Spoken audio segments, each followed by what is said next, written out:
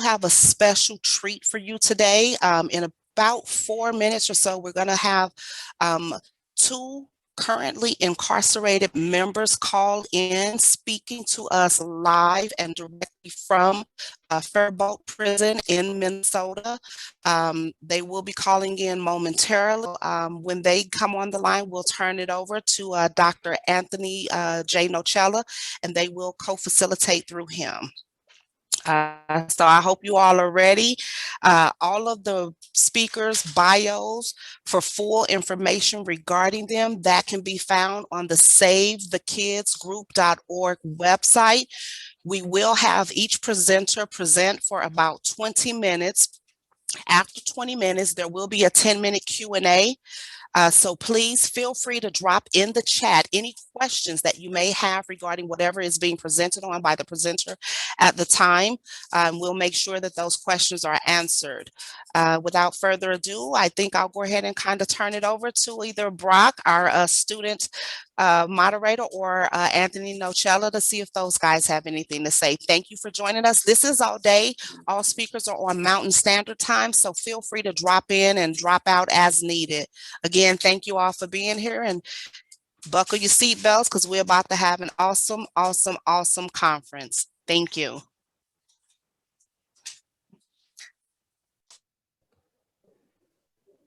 So at this time, we're just going to go ahead and wait until we get these guys on the phone. I'd like to thank everybody for coming and supporting this event. It means a lot to all of us, all across the nation. You know, if you guys have any questions throughout, feel free to ask.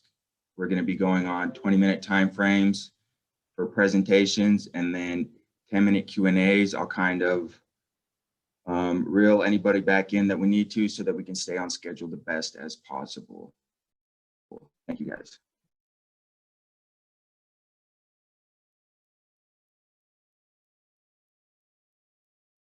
Subject to monitoring and recording. Thank you for using GTL. Hello? Hey, Trevor, can you hear me? Yeah. Okay, we're going to just make sure with Brock. Brock, can you hear us? Yes, sir, I can. Okay, Brock, Trevor, if you can begin your presentation for 4 minutes and then allow Aaron to take over. Thank you so much. And I'm just putting the phone near the mic. All right. You know, what I'd like to talk about a little bit today is, you know, one of the prompts that Anthony had given me, which was what would support re-entry in America. And, you know, in my opinion, you know, I think re-entry is, you know, an epic failure, or, you know, rather an epic success for the criminal justice system to perpetuate itself. One of the things that I think that would, you know, nullify that is the reshaping of crime as a public health issue in America. And, you know, COVID has seemed to further illuminate, you know, just how imperative that is to, you know, reshape how we think about criminal justice and corrections. And so we can take a new stance on the policy and, you know, institute new measures to, you know, really help people to not reoffend and to, you know, just have a better life. You know, the World Health Organization defines health as a complete state of physical, mental, and social well-being, and not merely the absence of disease or infirmity. You know, so one of my biggest things is simply the design of, you know, prisons or penitentiaries, you know, in and of themselves. You know, when people think of prisons, you know, they see the Gothic walls, you know, the barbed wire, the shotgun towers, the steel, the bars, the concrete, you know, and all these things do, like concrete, steel, urbanization, and industrialization, you know, it instills a sense of anxiety, depression, hypertension, and schizophrenia. While on the other hand, you know, if we had transformed these prison systems by their design into more like treatment centers, you know, because people need treatment from, you know, they suffer things in life, you know, especially the people here largely suffer from, you know, poverty, some of the ills of poverty. And so people need treatment, And so if we transform these prison systems into more, treatment-like facilities, with some nature, some, like flowers, they say humanize people. So, instrumental to, people's health and their success in life. Like some of the natural elements, of nature, they help us to regain a sense of equanimity, cognitive clarity, self-esteem, empathy and hope. And that's really what people need. People need hope in here. Because prison in and of itself and an experience with the criminal justice system is, it's a very traumatic experience. It's a traumatic event in their lives, in their families' lives, and in the community's lives as well. So on the other hand, nature acts as like an inverse PTSD, which causes changes in people's attitudes, their overall mood, behavior, and presumably in, the pathways of the brain. They change the brain. So when people, because the brain is, it's designed with these neural pathways and has plasticity. And so when the brain changes, people begin to think differently about themselves, think differently about their environments, think differently about their agency, and their ability to make change in the world. And, that just has such a large effect. But also, there's a dichotomy here, like, the prison system, and, let's say a treatment center. The human body has a sympathetic and a parasympathetic nervous system, is like a fight or flight response. And then the parasympathetic is, like a rest and relaxation response. So when people come to prison, they're instilled with this, as they begin to transition out of the system from an institutional setting to society, there's really no bridge or no gap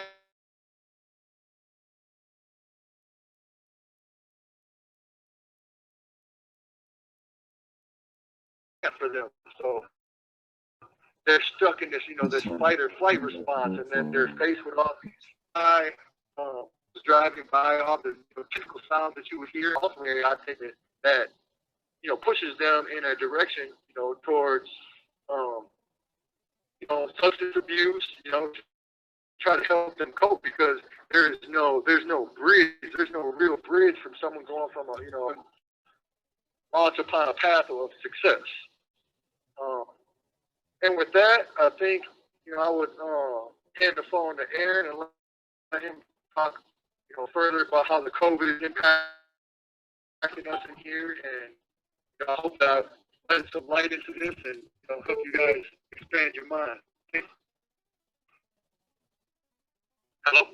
Yes. Thank you so much, Aaron. If you can, in the chat, I just want to make sure everyone can hear, and then we'll let Aaron go. Can people hear? Just say yes or no in the chat. Okay, perfect. Thank you so much. All right, this is Aaron. He is in Faribault Prison in Minnesota, and he'll be talking about the conditions for 4 minutes, specifically the conditions on COVID. If you can, tell us about your day, your daily day, and what can we do, and what's going on. Thank you so much, Aaron. Begin. Okay. So as you guys know, the pandemic started, back in March, and as it started to happen, they kind of slowly started to kind of lock us down. And we didn't really have no visits. We didn't get to talk to anybody about really what was going on. We kind of got all our news from the media sources on TV that we got. But I would say that for about 8 months, it was going okay, if you want to call it that. But we didn't have any cases in our unit that we knew of or not. But come, I would say probably in the fall, when it really started, we got kind of the second surge or whatever. Basically, I ended up getting COVID. So now I'll give my personal testimony on how I ended up getting it. Is so for the whole first 8 months, we didn't have any cases or anything outbreak in our unit, our specific unit, which is basically we live in like a shoebox type of unit on top of each other stacked. And we're all double bunked, which was kind of funny because the commissioner got on and said that basically that they were doing everything they could to mitigate and that we were single bunk, which was a complete lie. But so what happened is the unit started to go down with COVID and they started to get sick. So basically, our kitchen unit, which is inside of the compound, they ended up getting infected with COVID. So now for a while, I think they had staff and case managers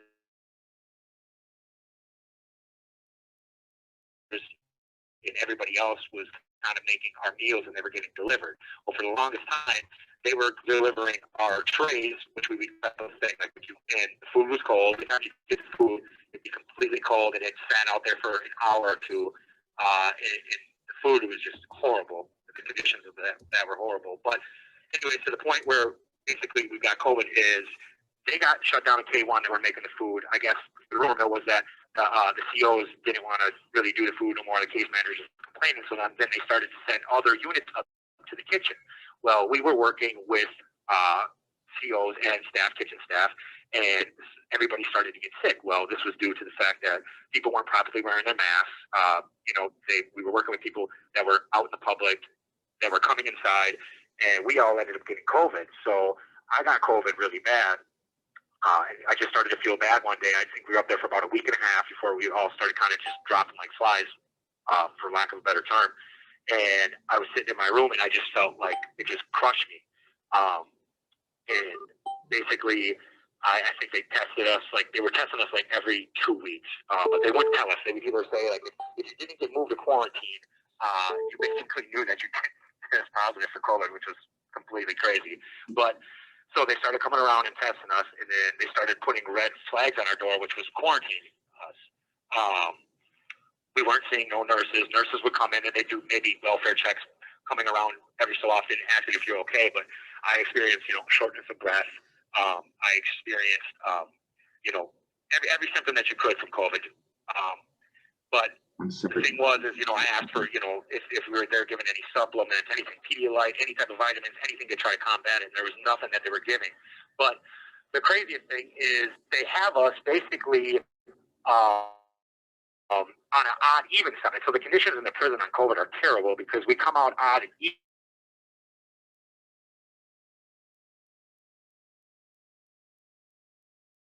even, which doesn't even run. Trying to say that they're mitigating people spreading COVID by we all use the same facilities. So it doesn't really, I don't think it does anything to really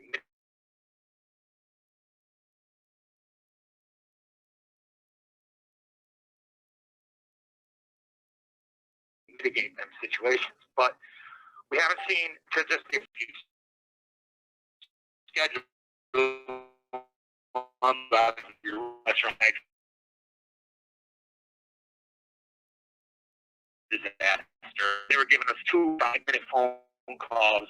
If you try to have a 5-minute phone call with somebody, it's basically a minute more than others. You can tell I'm talking as fast as I can to try to cram in as much information as I can. But I mean, it was a complete top to bottom. I would say this, when you don't have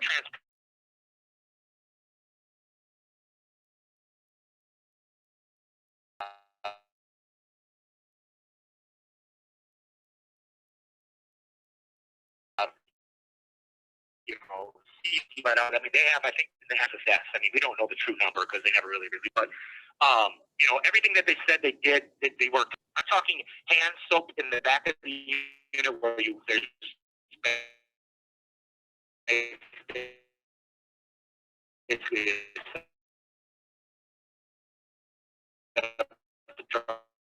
and where there should be a soap dispenser, paper towel.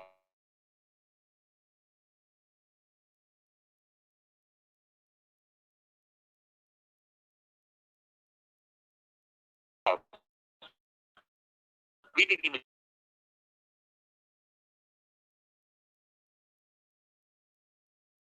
numbness in my face. I still don't have my smell back. I get my readings every other day. Like, I'm probably gonna have to live with these symptoms for the rest of my life, and I'm not healthy.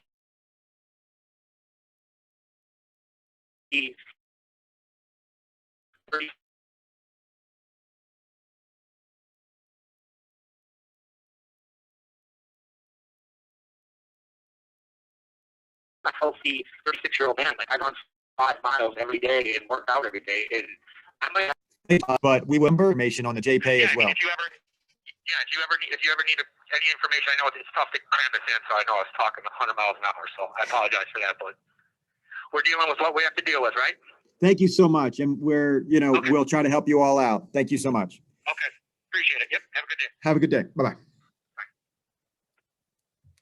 Thank Okay. you for using GTL.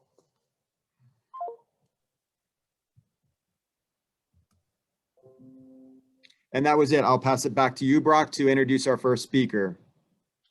All right, so our first speaker comes from Each One Teach One. He's Pastor Shay Clay, co-founder of New Beginning Ministries. He has been an advocate for the homeless, those in jail, and those released from prison for the last 10 years. He was raised in Syracuse, New York, in a single-parent household. He left home to go to job corps and was kicked out. He had a rough upbringing with homelessness, dealing with different traumas, incarceration, and addiction. He came to Utah in 1995 and served time out here. And then eventually he gave his life to the Lord. And since then has became an ordained pastor, licensed minister, and or 501c3 called New Beginning.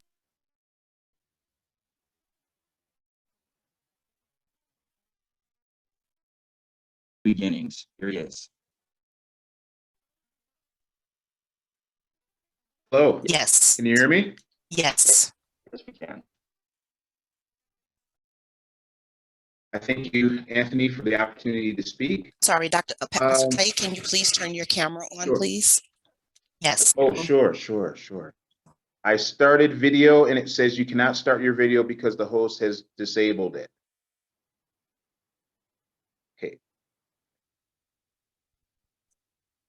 Okay, here I am. Thank you guys for having me. Thank you, Anthony, for letting me take part in this. And I went to prison for a 0 to 5, and I went back 3 times. And not one of those times was going back for committing a new crime. They were all for technicals. The first technical was entering a legal contract with a co-signer and not being truthful with my dealings with APMP. What happened there was I bought a car, and my fiance, she co-signed the car for me, and I didn't tell APMP because I was afraid to tell them. So when they found out, I went back, and I also went back 2 other times for dirty UAs. And so now, and with my job and with this ministry, and what we do is help people that are in prison and help people that are coming out of prison, because what I believe in is an each one teach one method. And what that means is, and what we're starting to do is starting to implement groups support groups for people that are coming out of prison, because people that come out of prison, we're not really preparing them properly for people that are coming out of prison. Okay. There we go. Okay. So preparing people that are coming out of prison is what happens is, you hit the ground running, you're ready to be successful, you're ready to do all these things. For the setbacks, they're not prepared for what happens when, because of my record now, it's hard for me to get a job. It's hard for me to take care of my family. It's hard for me to move forward. And so what we're starting to do with New Beginnings Ministries, we got in contact with some people at APMP this week, and we're going to continue this relationship to where we can set up group when they have a support group of other people who have successfully completed parole, or other people, to where we can talk about it and we can encourage each other, and we can do where we can have some kind of round robins to where we can talk about the things that we're facing, because I believe that every tremendous assets to the work that is being done to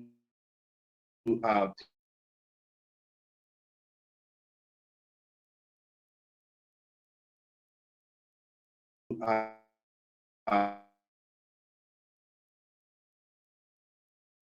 make prison better and all we ask, we can encourage each other, because no one knows how to encourage somebody like somebody else who has been through it. You know, we have a lot of people who are there to help, and we thank you for these people, but let's use the resources that we have, and the great resources that we have is experience. And so that's what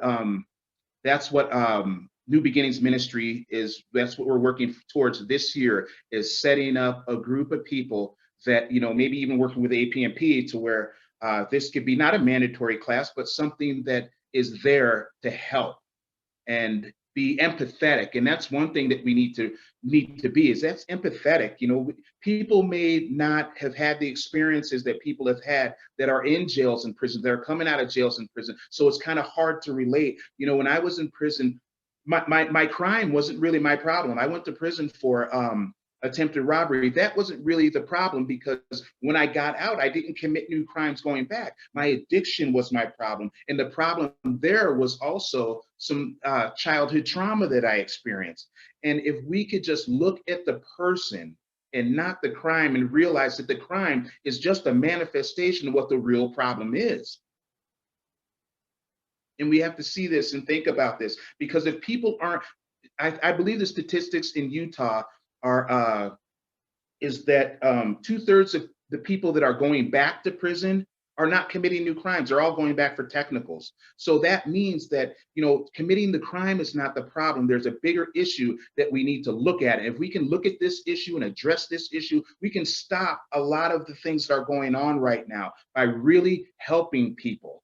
By really helping people, not just trying to house them in a prison and make room for more people that are breaking the law and doing these things, but really caring about people, really being empathetic, and really wanting to help people. That's what we really need to do. And again, use the assets that are there for us. And for me, that's experience. You know, if it wasn't for my experience, I wouldn't be sitting in front of you right now. But it is the experiences that I've had, and that I've, you know, made the choice to help people who are experiencing the same thing, and help them and realize, let them know that, you know, you are going to hit brick walls. That's reality.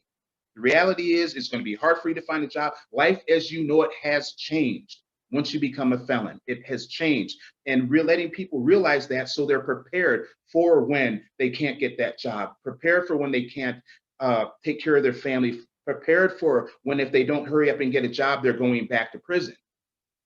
You know, and being there for them and encouraging people and let them know, because a lot of times, I can say for myself, I didn't get the encouragement. I didn't get the encouragement. I didn't get the encouragement throughout my life, really didn't get it, but I have it now, and it has changed my life. And so I want to go back and help other people that have not been encouraged, that aren't used to being encouraged, that are just used to hitting walls and giving up. You know, brother mentioned earlier, fight or flight mode. A lot of us, that's our life, fight or flight. And flight means giving up. Okay, I've hit this wall, I'm just going to give up. You know, and some people can't understand that. But if you look at the person's history, if you look at all the setbacks and trauma and the things that they have experienced, that's why they stay constantly in fight or flight mode. And we need to help people get out of that mode and get into, okay, I can do this. You know, yeah, life is hard. There's going to be some experiences. There's going to be some setbacks. But you know what? I have support. I may not be able to go over this wall, but I'm going to go right through this thing. And help people, stand side by side with people and help them do this. And just put together a group of people. And if anyone has any ideas, please contact me at seanclay777@yahoo.com, and check us out. And thank you so much. And you can also check us out online at New Beginnings Ministries, SLC.com. Thank you, Pastor Clay. Can you please put your email in the chat? And then for those that are listening in, if you have any questions for Pastor Clay, please either raise your hand or drop them in the chat so we can get those questions answered. Pastor Clay is going to go ahead and drop his email address in the chat. And then any questions that we have for Pastor Clay, please either raise your hand or drop them in the chat. Jonathan Branch, your hand is raised. What question do you have for Pastor? I was just wondering, you said that the best people to be able to do this right now are the people that have experience. I don't have experience, but I want to be an ally and make sure that things like incarceration, that people, my brown and Black people, don't go back to being incarcerated. So as an ally, what can I do and what services can I provide as an ally? Well, and that's a great question. When I said experience, I meant that, yes, because what we're going through, a person who has been there really knows it, but there's also people who have not been to prison that can add to what is going on. Like you said, help our Black and brown brothers to not go back. And what I would suggest is, getting in contact with, are you in Salt Lake? I'm in Harrisburg, Pennsylvania. Okay. If you put your email out here, or if you contact me, I can check with some friends and see what they have out there in Pennsylvania that can suit you, and contact you and let you know. Because we need everybody's help in this, as you know, everybody's help. And I can definitely check with some people that I'm working with out here. UPenn is a great place, and contact them and see what's going on out there, so we can line you up some people where you can get be active with us in this. Thank you. I think we also had another question. But I don't remember who just had their hand raised. It disappeared from my screen, but person, please go ahead and ask your question. I think it was me. Just really quickly, going off of the question that was just asked, I am in Salt Lake, and I was wondering what help can mutual aid organizations provide to mutual aid organizations, collectives, networks, provide to folks that are either in prison or just getting out of prison, to help them with the transition into everyday life? UPenn would be a great place for you to start. I can send you some information on UPenn and also text you, and that's right up their alley, and they'll definitely be able to help you out with connecting you with some people where you could get involved and help.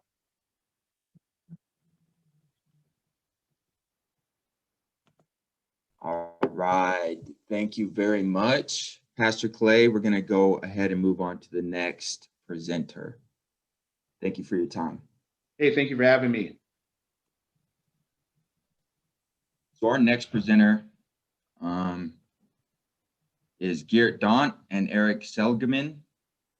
Their title is Prison Labor in U.S. State Prisons, 1974 to 2016, New Slavery or Forced Idleness. Geert Daunt, teaching and research focuses on economics of crime and justice. He is particularly interested in the relationships between race in the post-segregation era, the logic of neoliberal capitalism, and the criminal justice system. The National Institute of Justice awarded Geert a grant to study the empirical relationship between prison cycling and crime rates. Geert received a Distinguished Service Award in 2012 and a Distinguished Teaching Award in 2015 at John Jay College, City University of New York, where he is an associate professor and the chair of economics department. Eric Seligman is a researcher in political economy at John Jay College of Criminal Justice, City University of New York, where he studies the economic functions of imprisonment in the U.S. He coordinated Cunney's College in Prison program, and he organizes for a challenge to mass incarceration that is grounded in economic justice.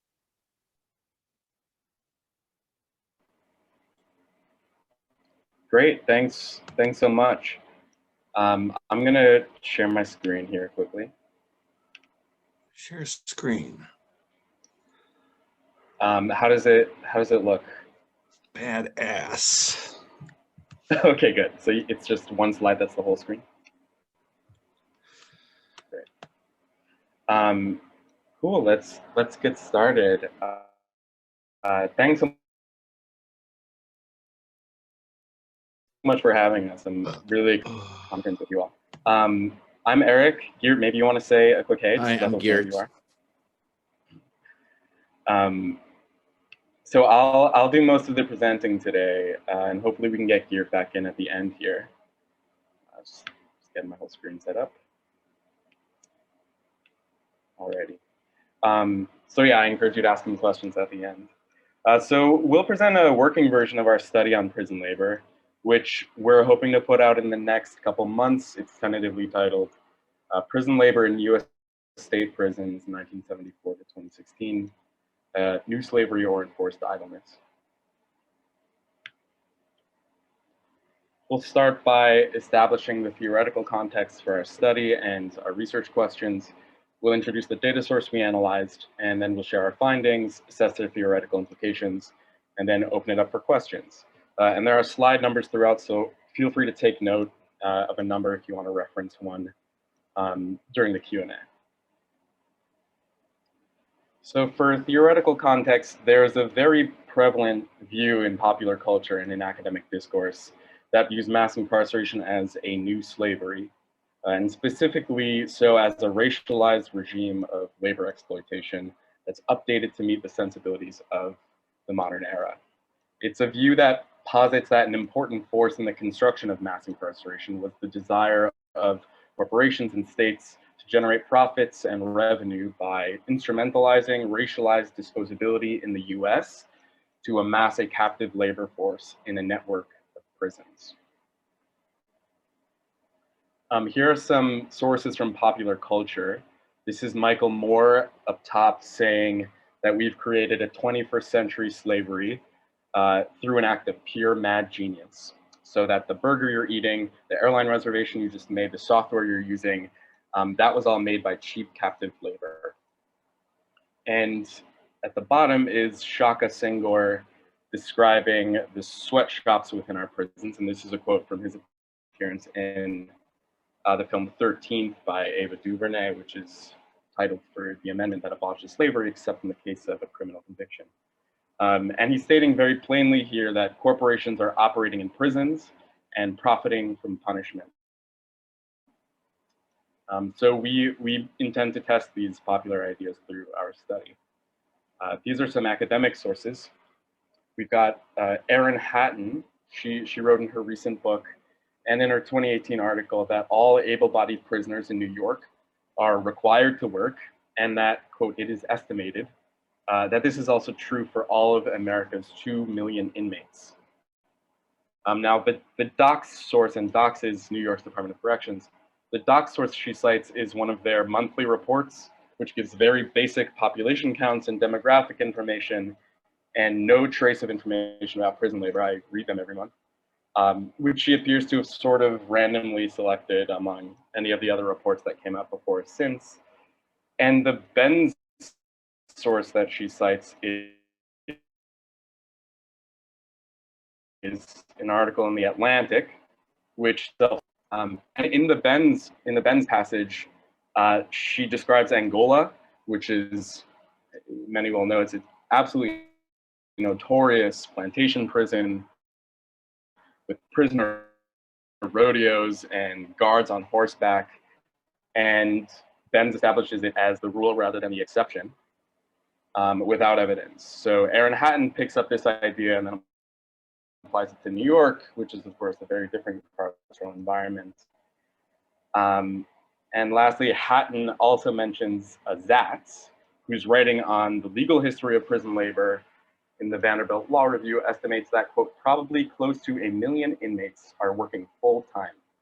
And he cites a corrections publication for a number of prisoners working, but then he extrapolates to other types of institutions, and he assumes that they're all working full-time, which is a very big assumption. So as you can see, many of these roads sort of lead to nowhere, sometimes with something like an Atlantic article on the way. And this is just to demonstrate that the fact is just to demonstrate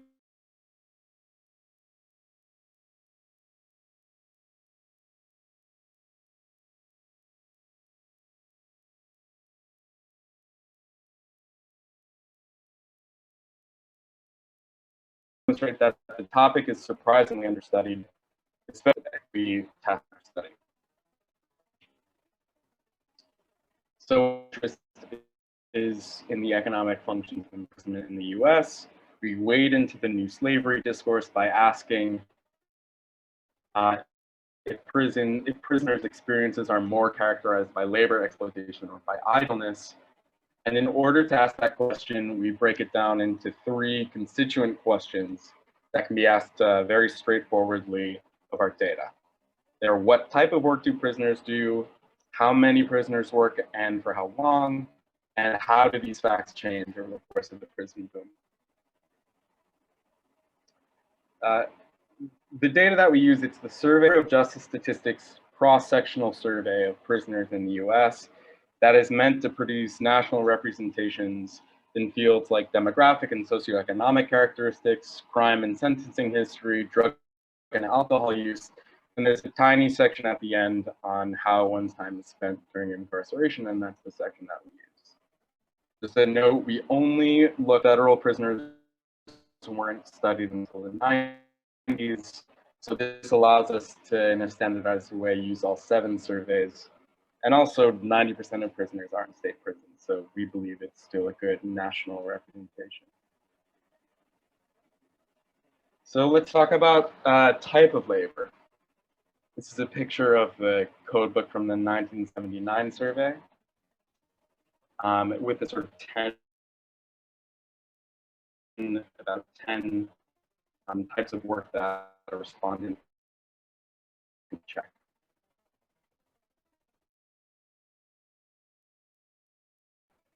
And we seek to organize our labor categories primarily to consider the different economic contexts, those sort of sources of demand, so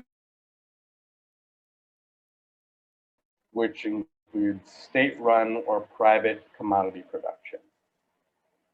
And briefly, I'll say there's no information in the SPI on state implementation of that data, although it's not necessarily the best question for a survey of that sort. But we can combine our findings from the SPI with other sources to offer information on that, which we'll come to in a moment. And for a little bit more context, state-run commodity production primarily takes the form of state-owned what are called correctional industries. So it's a division of a state Department of Corrections that can produce goods using prison labor that can be sold to a very circumscribed market and to other government agencies.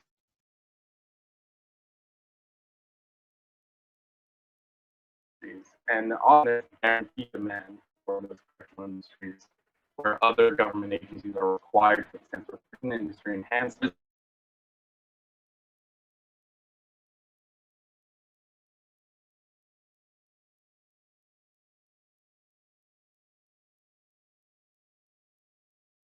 It sets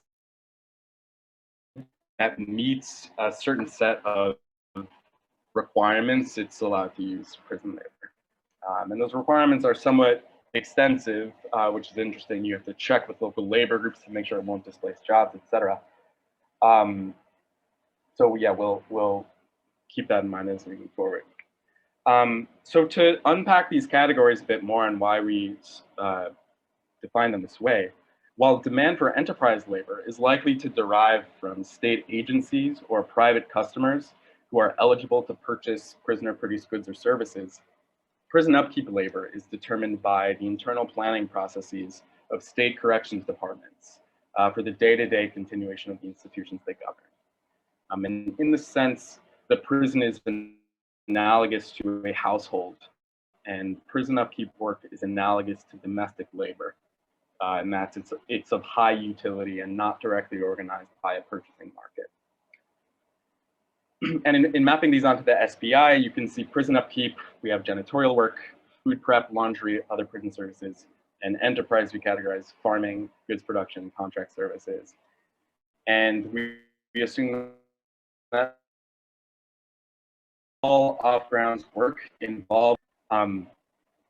And briefly, there are a couple issues with this categorization, but we think it should be highly accurate.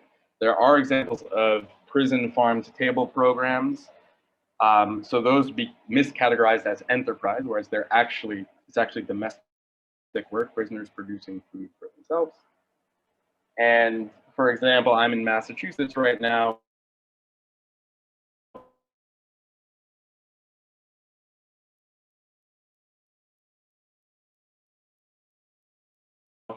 Here there was a puppy miscategorized as prison upkeep because there's actually an exchange taking place.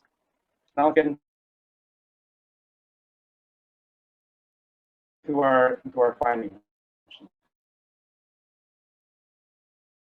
The technical assistance overseer body. You can see that the vast majority of work that prisoners do, this is for 2016, is prison upkeep. Under a quarter is state enterprise, and the tiniest little sliver is private enterprise. There are only 0.4% of prisoners working in those PI programs for private corporations.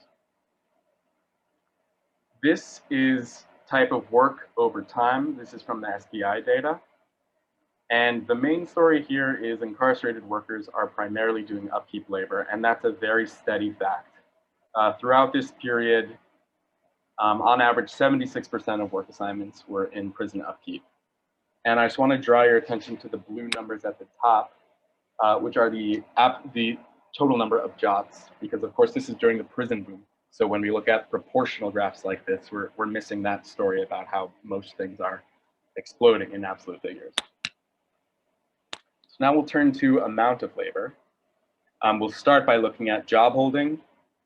So simply how many prisoners have a work assignment. Then we'll look at how long prisoners work each of those jobs. And then we'll talk about an idleness measure that we've constructed to help us combine the first two. So just take a glance at the blue job holding line. And let me just note, as with before, there are red numbers at the top that show the total state prison population. The story here is that job holding as a matter of percentage decreases from almost 80% in 74 down to 61% in 2016. And that's a consistent decline except for one little hiccup going into 86, which I'd be happy to speculate about in the Q&A. Here's the absolute figures depiction so that we can recall that this is during the historic prison boom. And I just want to draw your attention back to the blue line.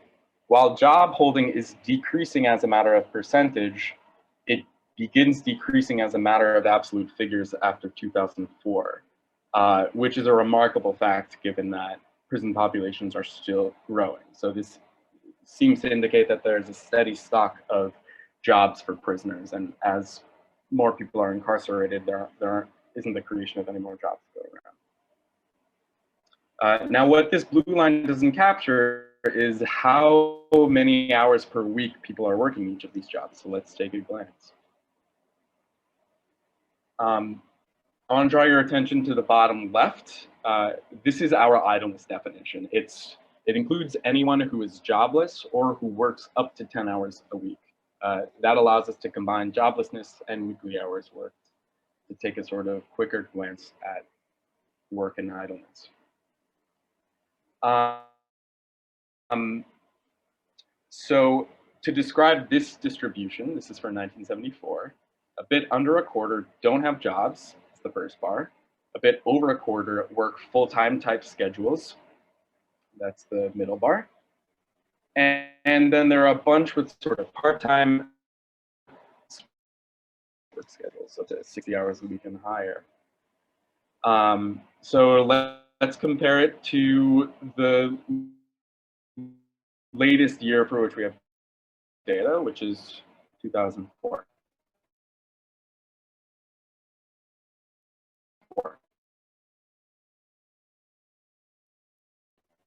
here is there's 11 that make up a larger percentage of all jobs in 2004 than they did 3 decades earlier.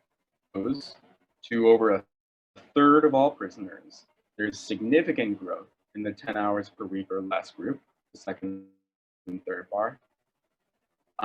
Together, they sum to 20%, the second and third bar. And the full-time category is cut in half, down to 13%. And the above full-time jobs nearly disappear. So in terms of our idleness measurement for 2004, while we're still looking at this histogram, a third of prisoners are jobless. 1 in 5 prisoners work what is likely 3 bars are idleness category, some to 54%. So in 2004, there's majority idleness by our definition. We didn't use 2016 because they stopped asking for weekly hours of work, which is tragic for our purposes. Now I just want to show that distribution in absolute figures, because I think it's an intuitive way to look at it, to recall the fact of the prison boom. So here it is. All prisoners are represented here. You can see where they're being added, and it's on the left side of the distribution. Now we'll smush these histograms into a consolidated form and view each one side by side. And forgive me, I'm a little bit behind, but I think we're getting close to wrapping up here. These are the histograms over the years side by side. It's just a way of demonstrating the leftward shift. So the 2004 histogram looks very different from the 1974 one. So now we'll return to our overall percentages graph, and we plot idleness according to our definition. And as you can see, it rises to 54% by 2004. And I think this demonstrates that the construction of mass incarceration was the process of throwing more and more people into cages, not to labor, but to sit idly. And this has really important implications for how we understand what mass incarceration is. We can talk about our 2016 estimate in the Q&A if you're interested. Absolute figures, just to show you what's going on. Now we'll do some summary and analysis, should take just a couple minutes, and then we'll have time for questions. With regards to amount of labor, during the development of modern mass incarceration and neoliberal ascendancy, idleness surpassed work as the dominant characteristic of prisons with regards to prison labor. For type of labor, throughout this period, the prison labor that does occur remains primarily devoted to the non-market domestic reproduction of the prison and prisoners. Now we'll take a couple minutes for analysis. Is prison labor profiteering? It's very, very infrequently done for private corporations. No, it's not profiteering. It's work done for the state, and it's much better described as carceral workfare, or work obligations done in exchange for the carceral welfare of prison room and board. And it's also better understood to have a central function of social control and discipline. Any labor economist will tell you that an efficient system of labor exploitation would look like the smallest number of workers working the highest number of hours possible. Whereas what we see here with lower hour jobs spread out across more prisoners is more suitable for a system that doesn't aim to extract as much value as possible from each prisoner, but seeks to ensnare as many people in one social order. Is mass incarceration the new slavery? We argue that while there are other important forms of continuity between chattel slavery and modern mass incarceration, it is not the new slavery with labor exploitation regime. If the development of mass incarceration from the 70s to today was being driven by the excitement to exploit a captive labor force, we would see high percentages of additional prisoners put to work, driving levels of labor up, and we would expect the work prisoners do to be market-driven pursuits of profit, likely with more commodity production and private involvement, But we see just the opposite, with decreasing levels of labor and the vast majority of labor being done for the state. And lastly, are prisons for rehabilitation? No, they're not. While we take issue with the concept of rehabilitation to begin with, these findings may suggest that even as a matter of sort of mainstream policy orientation, there may have been a decline in correctional commitments to rehabilitation through labor, which has been one of the conceptual foundations of the American prison since its birth. And while we take issue with the idea that prisons ever did or currently do, quote, rehabilitate, we posit that prisons have increasingly become the state's use of force to more simply segregate and contain those devastated by neoliberal capitalism. Indeed, the prison is an essential institution to the functioning of neoliberal capitalism. Segregation and containment were made necessary by the surplusing of huge amounts of labor due to modern economic policy. And since redistributive or absorptive social programs or expanded labor regulations were rendered off limits by current economic orthodoxy, the state turned to a carceral apparatus to merely remove those abandoned by neoliberal capitalism, extending ghetto segregation into the prison, and contain neoliberalism's heretics, who are the non-wage laborers, the work refusers, and the louder dissenters. This is what we mean when we say that mass incarceration is not slave labor exploitation, and that it is certainly as reprehensibly the state use of force to organize economic abandonment. And this is what we think this means for abolition. We just want to emphasize that if we're trying to abolish prisons, fighting prison labor is fine, but it's other types of reforms that are going to be far more decarceral. So that all being said, I'm just a couple minutes behind, but we want to open it up for Q&A. And my email's at the bottom if you have any thoughts. We'd be really interested in feedback.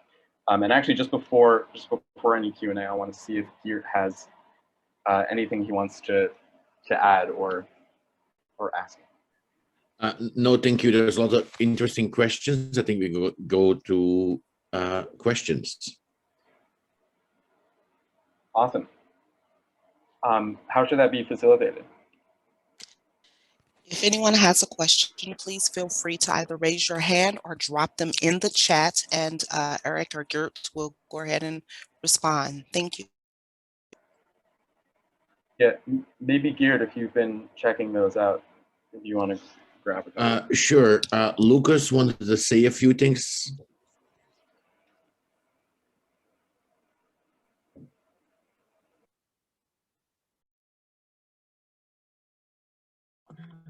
Hi, yeah, this is really great, so especially when there's a lot of discussion around the 13th Amendment that that there's a clause about slavery when people are still incarcerated, and this is really great of the breakdown. Other enterprises. I know that I live in Minnesota, but I'm originally from Wisconsin. Wisconsin bans the use of like private enterprises, and then Minnesota is okay. They actually have on their website like they built a prison for profit because of the 2008 downturn. My question is, it's more of a comment and everything, but we'll see how it goes. I'm just really excited about this topic. What kind of resources have you looked in any like Marxist thoughts on like how like kind of the same how he talks about prison or working relations with capitalists and everything, and kind of breaking that down. I know that there is a theory advanced in the 80s called integrated Marxist structural theory, and it breaks down the factions within the working class. I was wondering if there is anything in your wheelhouse regarding kind of the breakdown of like people on work release, people on Huber, people inside, and the different levels, even within one institution, of the different work assignments, you know, can be based on different monetary different monetary additions to their pay. Yeah, Garrett, I'd love to hear. Sure. I thank you for your comments. And maybe I will go through a few of them, that have been asked in general about. But I can start with that one. The reason we looked at this is because we were curious to see exactly how much work was happening in prisons, and basically from what we conclude is that right, there is a certain kind of Marxist analysis that exists of labor exploitation, but that is not what this is. What this is something different. The role of prison is an important institution to maintain race and class society in the United States, but not through the direct exploitation of prisoners. And so I think I think that we try to emphasize this exactly. Well, who works and who doesn't work? What kind of work do they do? About wages compensation, we have some information about that, and that's changed over time. We haven't entered those in here. The 2016 survey does not include information about wages, I believe. Maybe I'm wrong about that, actually. Right. Then there is about education. We have talked about this idea about thinking about what are some of the mainstream literature discussions about the role of prison, including rehabilitation and versus kind of containment, and that we've talked about maybe with now there's more and more interest again in all kinds of reform of prison movements. Including more education in prisons and so on. So maybe what we've thought about, maybe what's actually happening these days is a return to some kind of rehabilitative motive. And about education, and that also relates to kind of education programs. About private prisons, we really, we talked, we have looked a little bit at this, but this is not part of what we looked at here. But there is not a lot of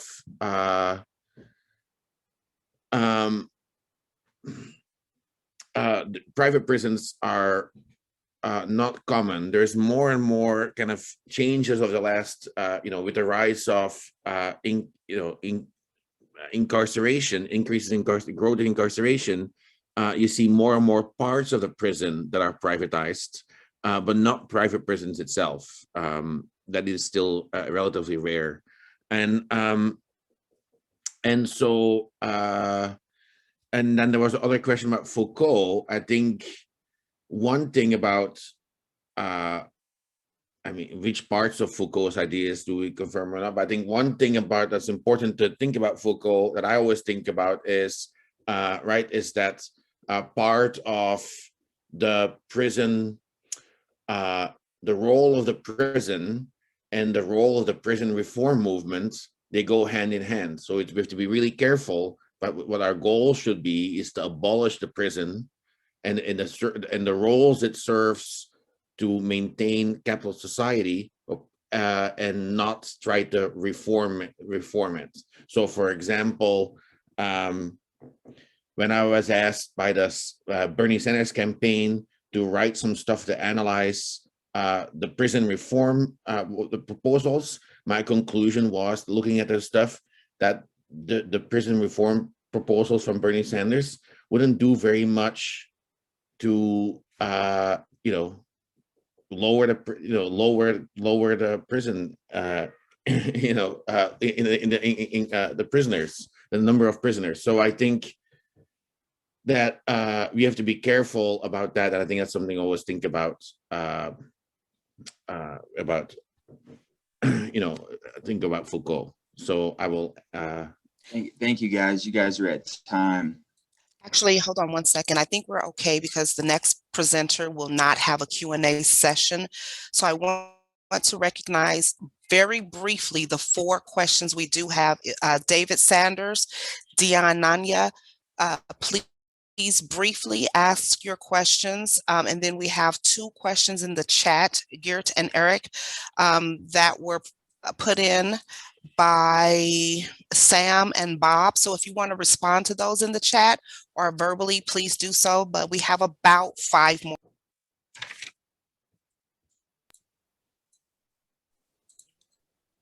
Hello? Yes, go ahead, David.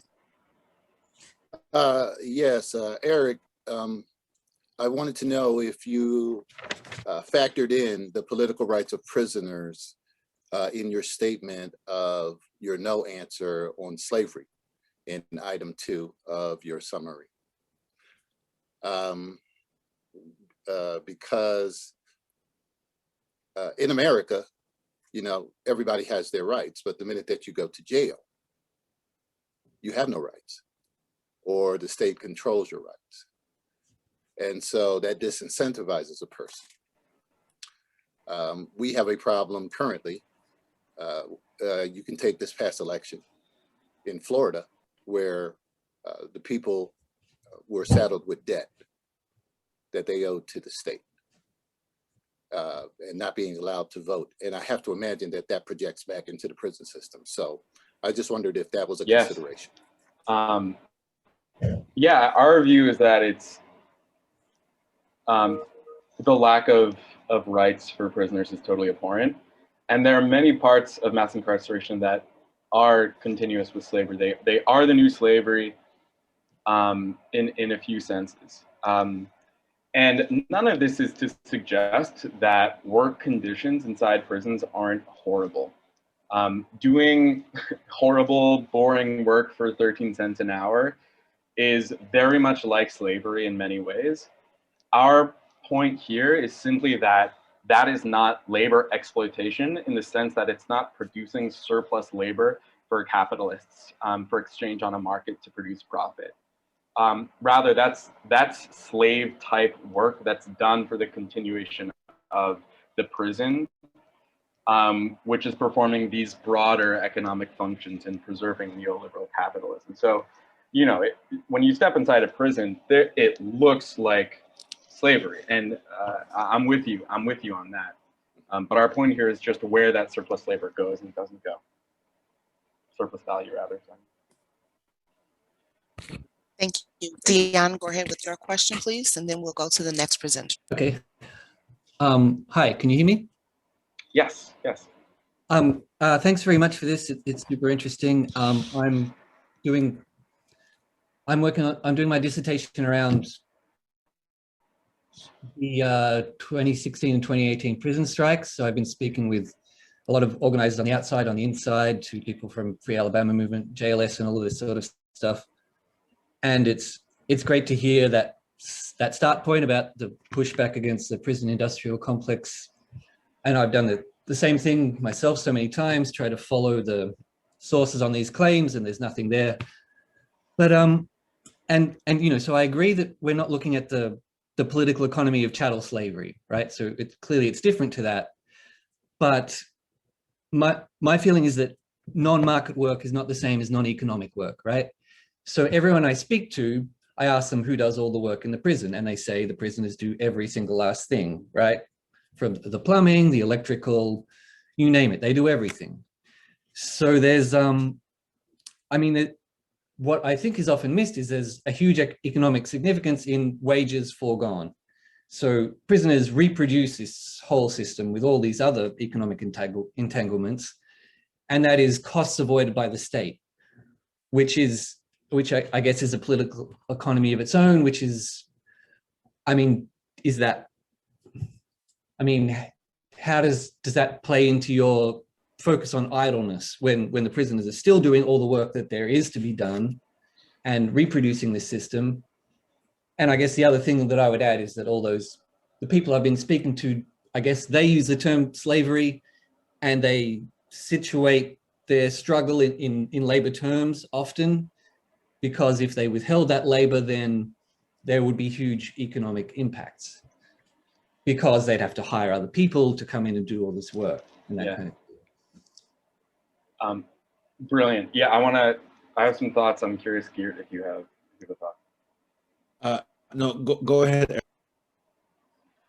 I guess I'm hearing a couple parts. One is the last part you just got to is like, what's the significance of movements for prison labor rights in broader movements for prison abolition? And the earlier part of the question is, I like your framing. It's non-market work, but that doesn't mean it's non-economic work, which has been the legal justification for depriving prisoners of labor rights, right? Like expanding the Fair Labor Standards Act to the prisoners. I don't know. I think these are the awesome sort of subsequent questions for us. I have wondered, what would happen if states were required to pay prisoners, quote, prevailing wages, right? Some of my preliminary analysis shows that prison labor wages make up 1% of Departments of Corrections budgets, right? So what if those were raised from even 13 cents to $1.30? Then that would be, and that's not a prevailing wage, so it would go from 1% to 20% or something of DOC budgets. Yep. It's very significant for that reason that you point out. It's still economic in the sense that it's perpetuating the prison, which has this very important broader economic impact. I'm curious to think about the extent to which prevailing wages for prisoners would be a decarceral reform. Would it require that Departments of Corrections close prisons? Maybe. I'm not so sure. I imagine there are plenty of slippery ways to say, okay, we'll have them do training programs, right? There's this hegemony of training where we don't have to pay you because you're building your human capital for post-release employment, and that training program actually looks like you mopping the floors. So I think you just bring up an excellent point. It's not irrelevant work, it's non-market work. In the same way that domestic work is of high social utility, though non-market. Yeah, I mean, it's more the point of the movements. I mean, that's a tactical consideration of theirs. They feel that, I mean, a lot of people I've spoken to feel that if they were to win the minimum wage or something, that would have a huge decarceral effect because it would blow up state budgets. So that is built into the thinking behind prison strikes and so on. Yeah, I'm really interested in that. I don't quite know what my hypothesis on that is. I'd be curious to learn from you. I'd love to connect after this. Yeah, I'm in New York too. You guys are at CUNY, right? Yeah. Right. I'm down at the New School. I'll send an email. Perfect. Thank you, Garrett and Eric, for your awesome presentation.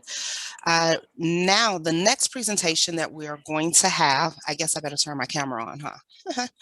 The next presentation that we're going to have, this presentation will be presented by proxy. It is entitled Unfinished Business, a Memorandum to the United States of America. This presentation, it is actually a letter that was written by a current inmate in the Louisiana State Prison by the name of Calvin A. Coleman. This letter will be read by Brock G. Smith. I'll just go ahead and read what Calvin sent in thus far as the abstract in his bio. This is an open letter to America informing everyone about an egregious civil rights violation that has gone unaddressed for far too long, calling upon the American people to do their civic duty and join our fight for justice. Calvin A. Coleman was arrested June 6, 2000 for first-degree murder. Calvin's first trial resulted in a mistrial, followed by a second trial in which Calvin was convicted of second-degree murder. Calvin is a victim of Louisiana's racist Jim Crow jury scheme. Calvin had very little formal education, and most of that education included special ed classes. Calvin basically learned to read by studying law books once he arrived at Louisiana State Penitentiary, which is also known as Louisiana's last slave plantation.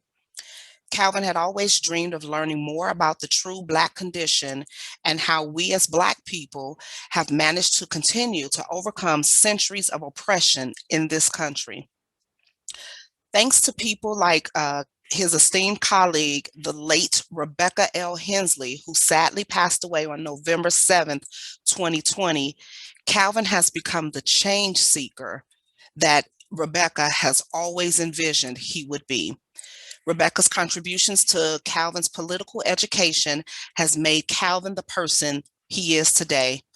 Without further ado, I turn it over to Brock. Thank you. I will be reading this verbatim. Unfinished business. There is an organization in our country that is primarily operating a state-sanctioned ethnic cleansing enterprise purposely designed to oppress and control Black people. It's called the Louisiana criminal justice system.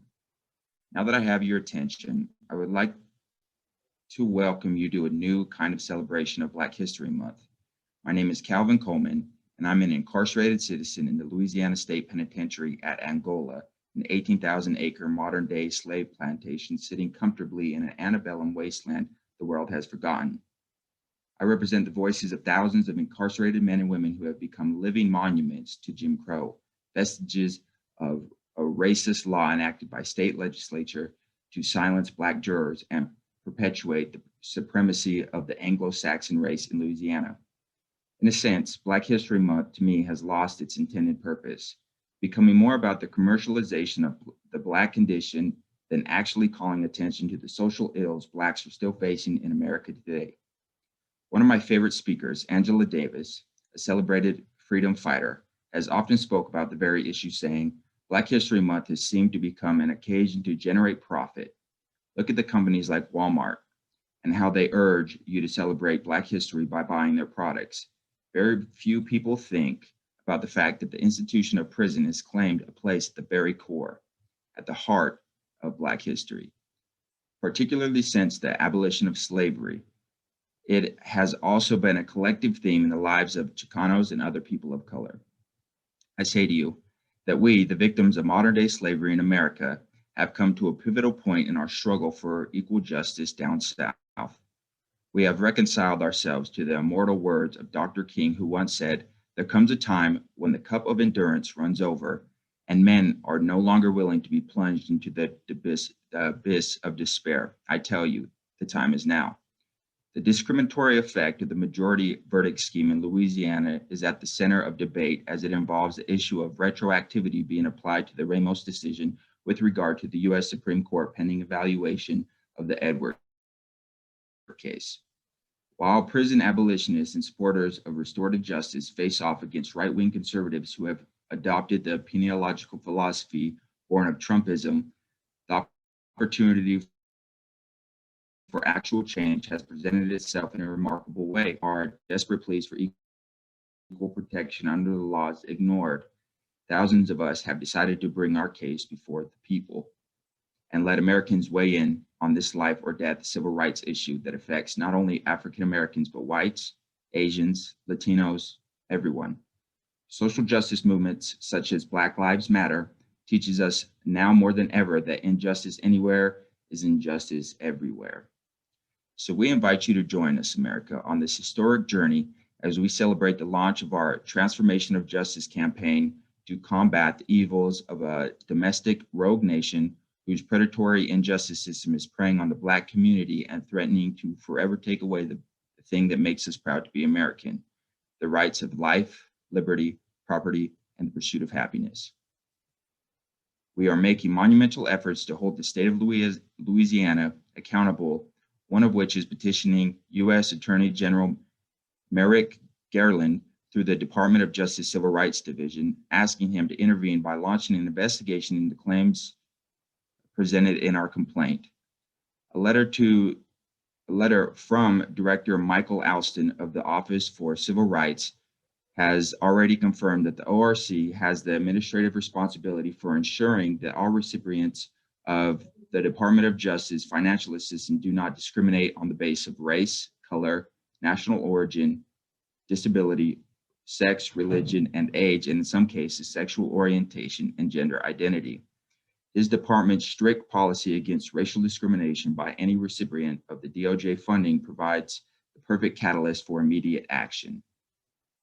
Our recent civil rights complaint clearly avers that we have been racially discriminated against by the adjoining agencies that make up the criminal justice web in Louisiana. The legislative branch, the Department of Justice, Office of the Attorney General, the Department of Corrections, the District Attorneys Association, and the Louisiana Sheriff's Association are all listed in the complaint and are all recipients of the DOJ financial assistance. This is an unprecedented event, mainly because the grounds upon which our grievances was filed only recently came into play. The decision handed down by the U.S. Supreme Court on April 20th, 2020 in Ramos versus Louisiana has formed the basis for our complaint, confirming unequivocally that Louisiana majority jury scheme was introduced with discriminatory intent and has been perpetuated in the state law with an ongoing discriminatory effect for more than 120 years. Proving once and for all that the non-unanimous jury law was a deliberate act of racial discrimination against Blacks. Of the overall prison population in Louisiana, only 67.5% of the population is Black, said Jamila Johnson, managing attorney for the Jim Crow Juries Project at the Promise of Justice Initiative. And while that is desperate and is not reflective of the general community, we see specifically when we look at people who are still in prison with non-unanimous jury verdicts that the disparity is even greater. Nearly 2,000 people are languishing behind bars in violation of the United States Constitution only because a racist law was ended in 2018 by Louisiana voters who approved a state constitutional amendment requiring unanimous jurors, but the issue of making the change retroactive was not on the ballot. The amendment only applies to cases starting in 2019 or later. So where does this leave us? Indeed, we have unfinished business, America. We must commit ourselves wholeheartedly to finishing the business began by early civil rights leaders who vowed to uphold the principles of fairness and equality that have made this country the greatest nation on earth. We must tend to the unfinished business of removing monuments of hate and bigotry, not only from public displays, but from the annals of our legal system, where racist laws enacted by white supremacists continue to jeopardize our efforts to form a more perfect union and to literally create a government of the people, by the people, for the people. One of the most pragmatic examples of unfinished business in our country began back on November 27, 1963, with a case called the United States of America versus the state of Louisiana, civil action number 2548. The historic case was led by the late U.S. Attorney General Robert F. Kennedy, who brought a civil rights complaint against the state of Louisiana regarding the disenfranchisement of Black voters. But a lesser known element of the case went unattended to, leaving it up to us to follow the facts where they lead. And the facts have led us right back to the same Constitutional Convention of 1898, where Louisiana lawmakers provided for the record the essential evidence that was needed to substantiate the claims listed in our DOJ civil rights complaint. Note, throughout most of the 1800s, the state required unanimous jurors in criminal cases, but at its 1898 state constitutional convention, Louisiana enshrined non-unanimous jurors into the state constitution. In honor of Black History Month, allow me to take you back in time, back to the moment our unfinished business first reared its ugly head. In the ruling in the case that was led by Kennedy revealed this shocking truth. In the election of 1892, the Louisiana lottery issue split both parties. Murphy J. Foster, Democrat, and the grandfather of 1995, former Louisiana Governor Mike Faulkner, was a successful candidate for governor. The Negro vote was a decisive factor in many parishes, and disquieting circumstances necessarily regarded as mixed blessings. The next election in 1896 was the turning point that led directly to the disenfranchisement of the Negro in Louisiana. In that election, Governor Foster, running for re-election, defeated John F. Farr, the choice of a fusion party of national lily-white Republicans, regular Republicans, populists, and sugar growers dissatisfied with low tariffs of 1894. It was a bitterly fought election. The main issue was the problem of Negro suffrage, meaning the rights and privileges of Blacks to vote. Again, the Negro vote was decisive in many parishes. Again, Faulkner, who ran on white supremacy platform, had his heaviest majority in parishes where the Negro registration was heaviest. At this point, the handwriting on the wall could be read as easily in Louisiana as it was read earlier in Mississippi. Something had to be done. Local issues or national issues could split the Democratic Party wide open, giving the Negroes a balance of power. And the political ecology of Louisiana made factionalism inevitable. In Louisiana, as in Mississippi and Alabama, there were and still are fundamental and social and economic differences between the areas controlled by a plantation economy and the areas controlled by a small farm economy. Two potent additional facts of political life aggravated divisionness in Louisiana. First, Northern Louisiana is solidly Protestant. South Louisiana is predominantly Catholic. Two, New Orleans and the rest of the state are like oil and water. By 1898, the moral as well as the dollar and cents cost of buying victory at the polls were finally more than the purchasers were willing to pay. After that important election in 1896, Foster promptly requested that the Louisiana legislature call a constitutional convention. And on February 8, 1898, former Governor Francis T. Nichols, who was then Chief Justice of the Supreme Court of Louisiana, called the convention to order. It was during this glorious event that Judge Thomas Simmons, chairman of the Judiciary Committee of the convention, stated on record their specific purpose for convening on that historic day. We meet here to establish the supremacy of the white race, and the white race constitutes the Democratic Party of the state. The convention of 1898 interpreted its mandate from the people to be to disfranchise as many Negroes as few whites and as few whites as possible. With his eloquent boast, Judge Simmons, one of the original architects of the racist Jim Crow jury, opened Pandora's box and gave us all a glimpse of the work we must do to correct the egregious acts of his time.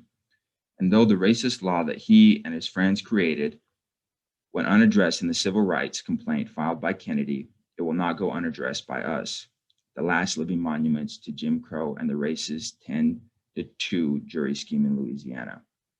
Unlike the irresponsible rhetoric that led to the disgraceful insurrection at the US Capitol, we are simply offering the truth.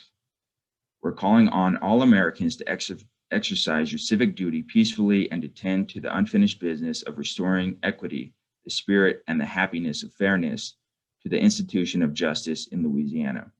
If you don't believe that you have the power to change what is happening, then let me tell you a little secret. For every right, the people have a corresponding duty, and for every privilege they enjoy, there is a trust for them to discharge that duty. Explained the late principal and professor of civic government and member of the Kennedy State Senate, Alexander L. Peterman. The large personal freedom possessed by the American citizens imposes equally a large public responsibility. It is the duty of every citizen to aid in securing justice, to love his country, and to labor for the public good. The people themselves have established this government, both state and nationally. It exists for them, and therefore they owe it to their honor. I believe the best way forward, statewide, with this regard to finishing the all-important business of providing equity to those who need it most, is to demand that every district attorney's office in the state create within its ranks a progressive civil rights division like the one orchestrated by newly elected District Attorney Jason Williams, who represented Orleans Parish, Louisiana. In his victory speech, he vowed to undo 30 years of backward thinking and promised to review all the Orleans Parish 326 non-unanimous jury verdicts, regardless of the date of conviction. The U.S. Supreme Court may not address retroactivity, Williams stated last September. If non-unanimous juries are not fair, then they can't be fair for the ones that it happened to in the past. Nationally, in the spirit of civic duty, America, we're asking you to join the petition we placed online at SaveTheKidsGroup.org. It is part of the monumental campaign to lobby U.S. Representative Gerald Nadler, chairman of the U.S. House Judiciary Committee, to initiate a congressional hearing to begin investigations into Louisiana criminal justice system, which has consistently shown a pattern of overt racial discrimination towards people of color stemming from the unconstitutional majority verdict stratagem in Louisiana. We're further asking that Chairman Nadler file a motion directing the incoming Department of Justice administration, headed by newly appointed U.S. Attorney General Merrick Garland, to appoint members to the special counsel. This is our moment, our golden opportunity to address the unfinished business of healing our nation. With the record voter participation of our country has experienced in recent times, there is no doubt that we, the Commonwealth, have the power to restore this nation to its rightful place in the world. So let us join together in solidarity and show everyone the strength and resolve of the American people.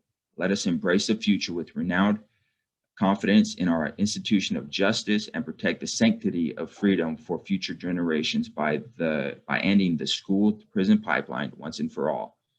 May God bless our cause, and may God bless America. Onward and upward. Power to the people.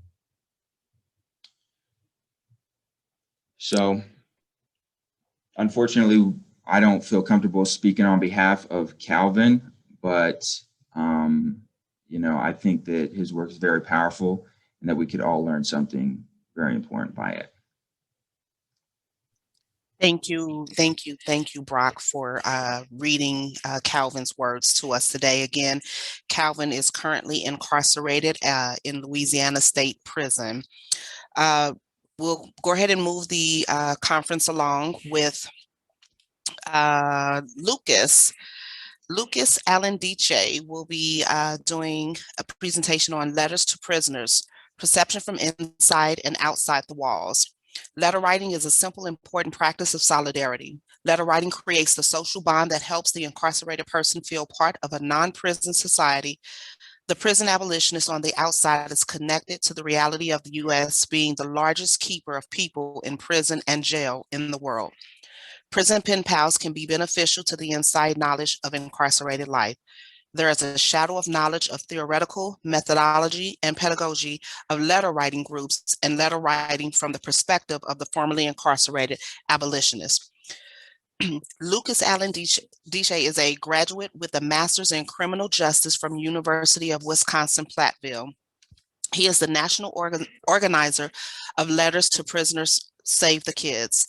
He is also a professor of prison education.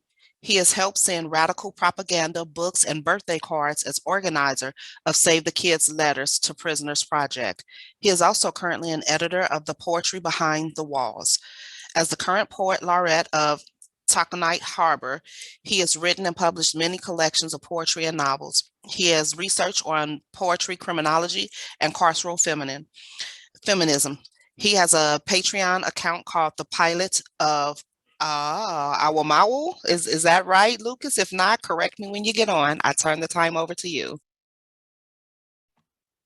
Thanks. Yeah, it's Uamuamua. It's the Hawaiian first messenger from intergalactic space. So no big deal. It's a weird thing that I study. Hey everybody, my name is Lucas Dici. Gina gave me an awesome introduction. We've had an awesome group of speakers from the formerly incarcerated, allies, and even folks sending messages from the other side of the wall. Lucas, I'm sorry. I'm so sorry to interrupt. Celinda is actually on the line with Calvin. Calvin is the one that's currently incarcerated in Louisiana. So do you mind if we just pause to go ahead and Totally, honor this platform for Calvin? That's perfect. Selena, Yeah. Calvin, go ahead.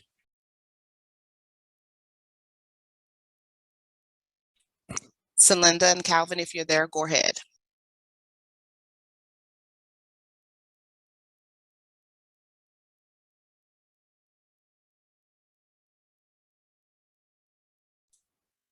Celinda, if you or Calvin is speaking, we cannot hear you.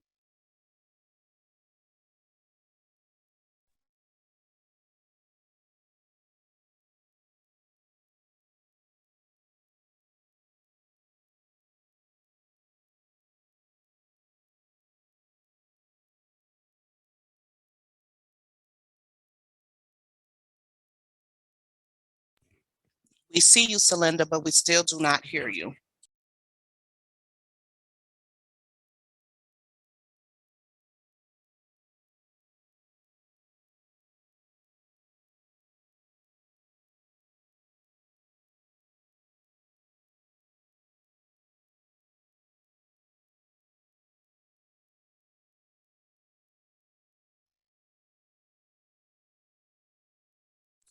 Celinda, we cannot hear you.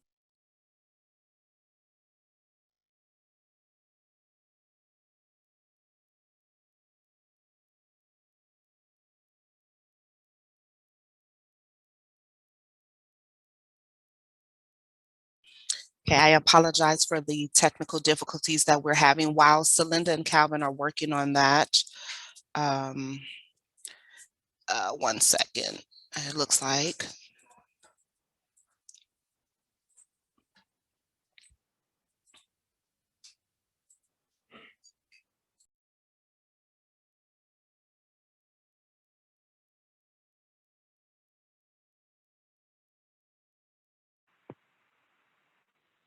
Okay, there you go. I think Hello? you've been unmuted. You are fine. Go ahead. Hi, this is Belinda. I'm with Southwest Chapter Save the Kids. And Kelvin is calling right back in. He thought it was a problem on his side, so he hung up to call right back in. So it'll just be about 1 more minute before I get him back on. So I think the issue that we encountered was that I had to call in on the phone line as well. And so that's what was muted when you were, he started to talk when you called on him, but our phone was muted. So I apologize for that. I hope that it's okay to call. He's calling right now. I'm going to join him.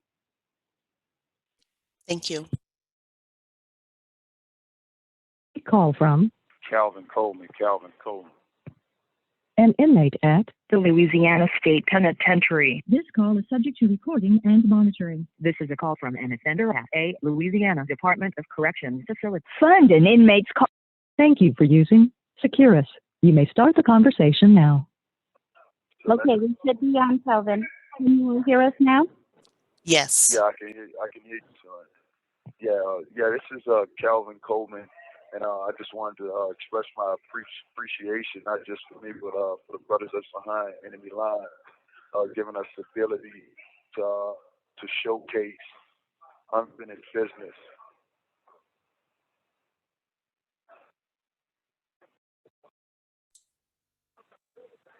Calvin? Yes, Yes. answering questions. I just wanted.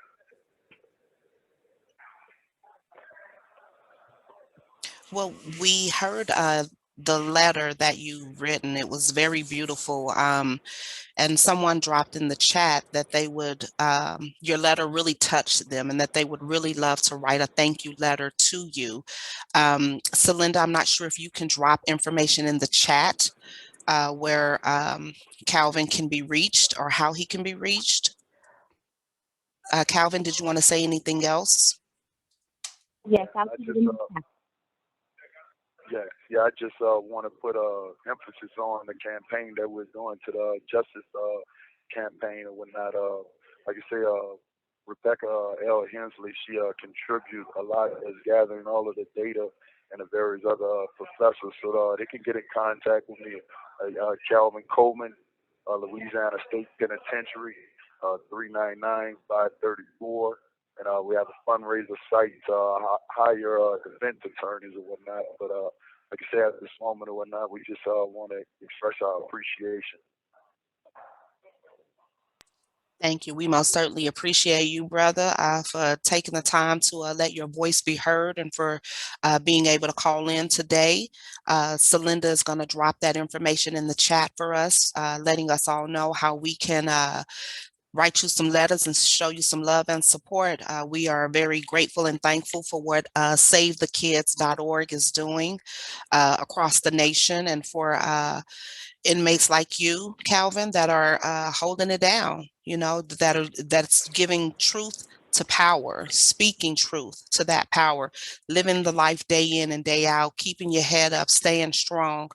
We appreciate you taking the time out to join us today and for writing those words. Was there anything else you'd like to say? Yeah, I just wanted to speak to everybody that attended and whatnot, and I just want to let you know that we appreciate the work that Jason Williams is doing and whatnot, and he spoke volumes as creating a civil rights division. This is something that we need to be doing around the country, because the reality is that we're still living in Jim Crow right here in Louisiana, And we have a lot of people that's tearing down statues, but we have living monuments to Jim Crow. And that's something that we have to be mindful of or whatnot. It's no different than us having statues of Hitler in neighborhoods or whatnot. People will be open arms in a situation like that or whatnot. That's the same way we feel about these Confederate streets and things of that nature. But we need to put our focus on brothers that's actually suffering from all of these Jim Crow laws. Absolutely. Absolutely. Change is on the horizon. We have to keep pushing forward. We have to keep being willing to risk our comfort, risk our finances, even risk our lives to make sure that all people, especially people of color, experience the same freedoms that our white colleagues and counterparts are experiencing every day. So the struggle is real. We will continue to keep our boots laced up and stay on the battlefield. Oh yeah, solidarity upward and onward.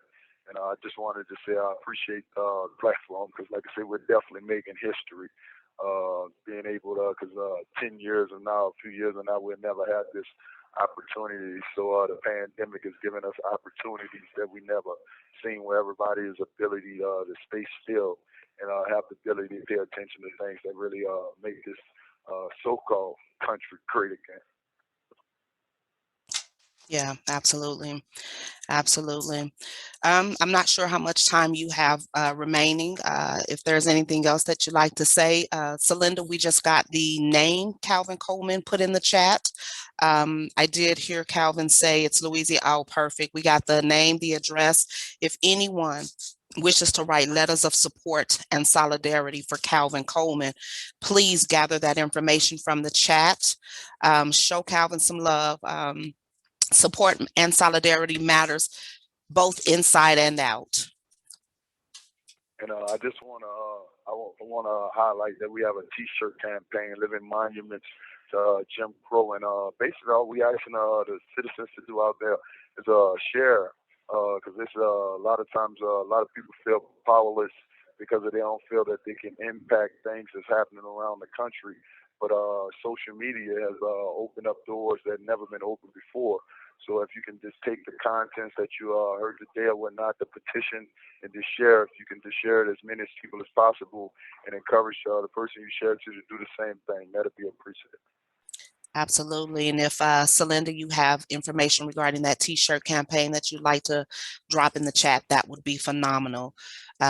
Without Calvin, if there's nothing else that you'd like to share with us, Celinda, if you don't have anything else to share, we don't want to hold you too long. We do thank you for that letter again that you wrote. Brock Smith, one of our criminology Utah student club members and social work student here at Salt Lake Community College, did a phenomenal job reading your words. So we appreciate Brock for that. And we appreciate, again, you taking the time to write in and to also call in. And thank you, Celinda, for keep pushing and saying, hey, I'm here, hear me, see me. I appreciate that, because when I saw that hand go up, I put it down because I'm like, we're not taking questions. But I appreciate you advocating for our brother Calvin to make sure that, hey, he's on the line. His voice needs to be heard. So respect. Thank you. I thank you or whatnot. I said I just want to just leave with words or whatnot. We're trying to get congressional hearings, no different than the Civil Rights Act or whatnot. We're living. You have 1 minute left. We're living in those same ages or whatnot. So we're trying to get congressional hearings on Louisiana racist discrimination, Jim Crow jury system, which is based on intentionally racism or whatnot. I know a lot of people see the Justice Department get involved, and it's difficult because things are not intentionally, but we're dealing with intentionally racism or whatnot. So I want to let everybody go or whatnot. I got to go. I say we appreciate everything in solidarity.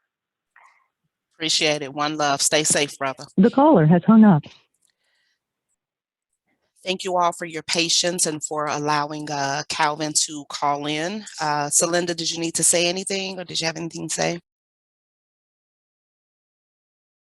Yes, I just wanted to let everyone know the T-shirts are actually going to be sold on the Save the Kids platform. So big shout out to Lucas and Anthony, who've been working on the back end.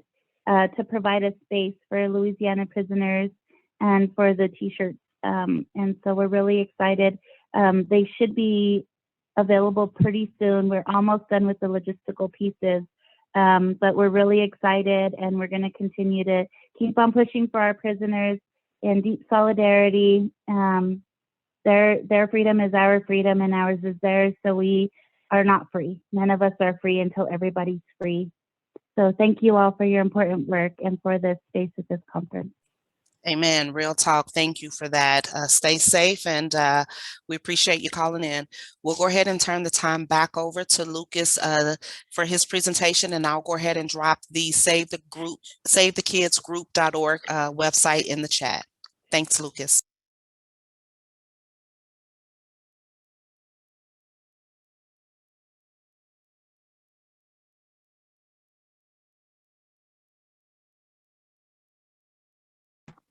Hey, everybody. Yeah, that was extremely powerful. What Kelvin said. Everyone can hear me okay through the power of internet. So yeah, that was really great. With solidarity, I love what Kelvin wrote about his manifesto. Kind of writing behind the line as a change seeker. And then talking, and Gina and everyone talking about truth of power and everything. So this is kind of an awesome segue to talk about letters of prisoners from my point of view, being formerly incarcerated, as well as being outside and sending letters to folks like Calvin and other political prisoners of class 4. That's just kind of like my abstract that's available on the Save the Kids website. Letter writing is a simple, important practice of solidarity. Letter writing creates a social bond that helps incarcerated person feel part of a non-prison society. I mean, we're doing phone calls and everything now that help that connection, but letter writing is one of the longest forms of writing. As a former incarcerated person, mail is very important. It is definitely the glue that keeps you to people, your loved ones, allies, and everything that are divided by this very systematic wall. And it's simple to think that, but like if you go to a prison, like outside of it, there's only a few feet between a person that you know in there or people that you possibly want to know. And it's a very, very surreal feeling. And getting letters and having to not keep them all, because you do have to have a limit on what you have to have. And sending letters back is a very holistic, transforming. It's one of the backbones of a prison abolition. Being in the outs, I feel as kind of a circular process. It's always a learning process to keep up with many systematic censures, especially during COVID, of what not to write, how to write, etc. And so this is kind of like your introduction to, thanks Alicia, prisoner writing is so helpful and needed. It's a very scary process when you get into it. But it's a very patient process. I've been with Save the Kids as a prisoner since 2016. It's given me a great perspective on inside and out. I always have to like update my own information that, just because what happened in 2006, that's how you send a letter, unfortunately the prison system does evolve. It's monstrous way of keeping people. So why write letters of prisoners? Because there is no such thing as a piece of paper that can fly over walls. It is a great way to keep supportive people in the political process. It is one thing, like Calvin and Gina talked about, is speaking truth to power, making sure folks are not forgotten. I actually got a letter from a guy that I've been talking to since I was incarcerated, and he talks about COVID and how the CEOs don't care. People are wearing masks on their chin as sort of either like a rebellious kind of a fetish of like against the system or against COVID.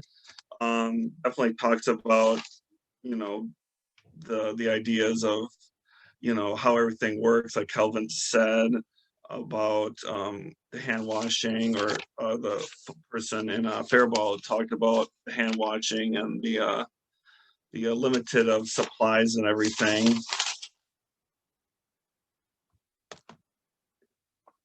Letters keep a pipeline for both folks. It is like this little picture with the crows and the letter going around it. It's very I can't think of the word, reciprocal process. It's not for one person to have power over the other. It is very for both. And writing letters is a great bridge building connection for students, abolitionists, instructors, allies. Keeps connecting the movements and happenings. Make sure people are cared for and loved for. So the one thing that is very, very important is this is not charity. This is not the, you know, the Christian nonprofit organization, like top down. Solidarity is both ways. It's not like we're here to help you unfortunate souls, you know, doing penance, you know, we're going to write letters to you. So this is like the one of the biggest things. One of my awesome comrades that kind of introduced me to Letters to Prisoners program in Superior of 2016, Meg Crouch. They made this really awesome little booklet, and I'll definitely send information on it. And it's like how to do letters to prisoners, which is either very complicated to someone or very, very easy. It depends, but it's all cool. It's a huge always learning. But one of the things that they say is they quote Eduardo Galino about solidarity. This is like the main focus that we're doing this. You know, you're not doing this to like impress your parents or try to up your CV or something. It is like the grounded metaphysical experience. And it always reminds me of the Industrial Workers of World pin. It's like the person is in the jail, and he is like, we're in here for you and you are out there for us. This very vertical experience through the prison walls. One of the things that when you start writing letters to prisoners is number one, be consistent. One of the worst things that you can ever do is not write and just forget the person. We've had many instances where people, you know, write letters and people write back to them and there's no response or anything, which is very, very not cool.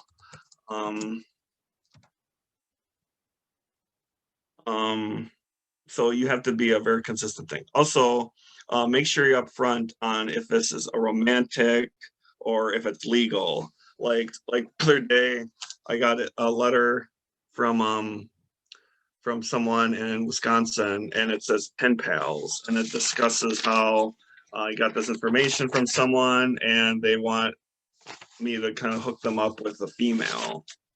We get a lot of these. Make sure this is not what we're about. I am not judging at all if there is, if that's what it's about, but yeah, this isn't really.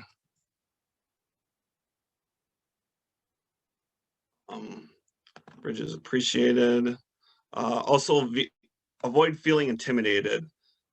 We've written to Mamiya, we've written to people that have been down since the days of CONTOPRO. that have done a lot of stuff that the system has pushed them on. Don't worry. We had one person that was, college freshman or something, and this person was like, "Are you in activism? Like, what are you up to?" And the person was like, "Oh, I don't know. Like, this is my first kind of activism is doing letters to prisoners." So it's really, really interesting. How to start? Well, it only takes one person to either put up a flyer or get some folks to do it. So it's don't feel overwhelmed of doing it, especially during COVID when it's really easy to create a Facebook group and make an awesome flyer. Right here is actually, we're having an event, March 28th, and it's allied with all these groups, which is amazing because there's no monopoly on writing to a person. There shouldn't be a monopoly on like, well, this group writes to this person and we don't want to share their address or anything. That's bull crap. Like, that shouldn't ever be a kind of capitalizing on someone's oppression. What we have sometimes is themes. We've had just normal, like, I shouldn't say just normal, but solidarity for any letters to prisoners.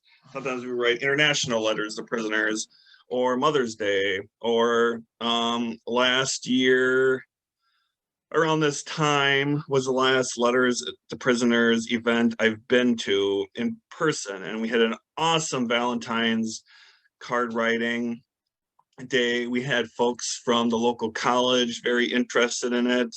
So it's very surreal, like, for me as a 39-year-old person, and to be writing and like talking to like freshmen in college and talking about this stuff and introducing that their life is totally different than someone that's been down many times and has to like learn to be educated, like Comrade Coleman said, through law books and everything.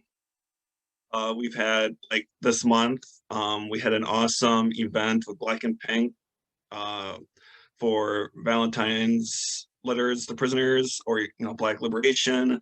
Can have LGBTQIA, BOPOC event, specific people to write to, or trans folks, holiday, just holiday specific, Indigenous liberation activists.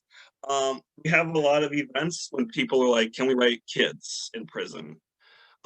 This is a possibility, but unfortunately, unlike going on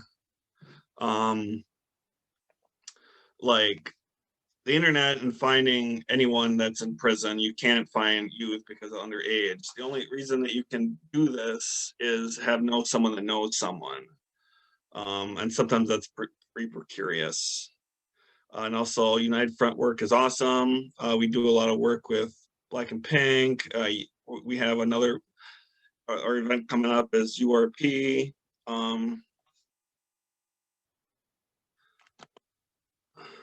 It is a learning process. We'll never ever stop learning. So who to write to? Kind of going over here. Most importantly, it's not about writing to the baddest, like, mother effer in the entire world. Thomas Manning on the far left, rest and struggle. He was down for many decades with the United Freedom Front, and he was someone that wrote to us many times, and he died in prison a couple of years ago. And so he has kind of been like a huge part of us. Red Fawn on the right is a Indigenous climate justice activist fighting the pipeline. I've gotten awesome letters. Chelsea Manning, we sent letters to, and of course, Comrade Mamiya, especially now when he's been dealing with a lot of health issues. Well, prison is a health issue, underline. but other things like you got a right to common law prisoners, like a better term, someone, you know, down for, I mean, most crime is survival crime anyways. Just go to your local jail, find folks the right to just send a nice card and everything. It's important as well. And I don't know what I did here. I clicked on something. Sorry about this. All right.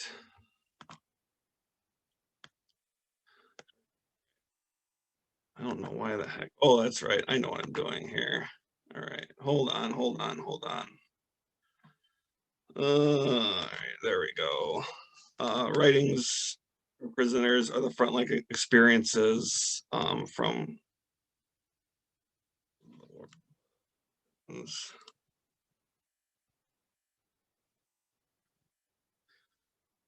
So, what to write to? This is a huge question. Everyone, you know, we talk about the rules and everything. It does matter. Everything. Card matters. I kind of have to wrap up because I talk a lot about this. No stamps. Sometimes they're embossed. Again, make sure you have your level of involvement. Also, be careful not to say, hey, you know, be okay because the bulldozers are coming. Like, don't say stuff like that. Oh yeah, I'm just kind of going because Gina's saying that I'm eating up my Q&A time. Quickly, I can always send this stuff about how to form a letter or an envelope. And here's some resources for folks. And that's all I have. And if we have time for questions, that's cool. If not, I'm the floor is yours, Comrade Gina, for if there's any time for questions or anything. Thank you, Lucas. We appreciate that awesome presentation and letting us know how we can get involved with writing those that are incarcerated. We're looking for solidarity, not charity. That was beautiful. I love that. We are going to have people, if they have Q&A, drop them in the chat, and Lucas will answer your Q&A from the chat because we have the next presenter online, and so we want to stay on time to be respectable of everyone's time because we're doing this nationally, and so we have people on different time zones. So please, Lucas just dropped his Gmail in the chat, but any questions you have, go ahead and drop them in the chat and Lucas will answer in the chat. I'm turning it over now to Brock. Thanks, Lucas. Stay dangerous. So our next presenter is Bennett Brazelton from Boston Public Schools. The title of his work is Racial Control and Student Labor, an Abolitionist Perspective. Thank you. Can y'all hear me? Yes, we can. Okay, cool. Yeah, so I'm Ben. I'm a 10th grade history teacher in Boston. I'm gonna be upfront. This presentation doesn't talk quite as much about prisons. My focus tends to be on education. That said, I think, you know, most people would agree you can't really talk about prisons without also talking about other institutions that support and work in tandem with prisons and support the mission of prisons.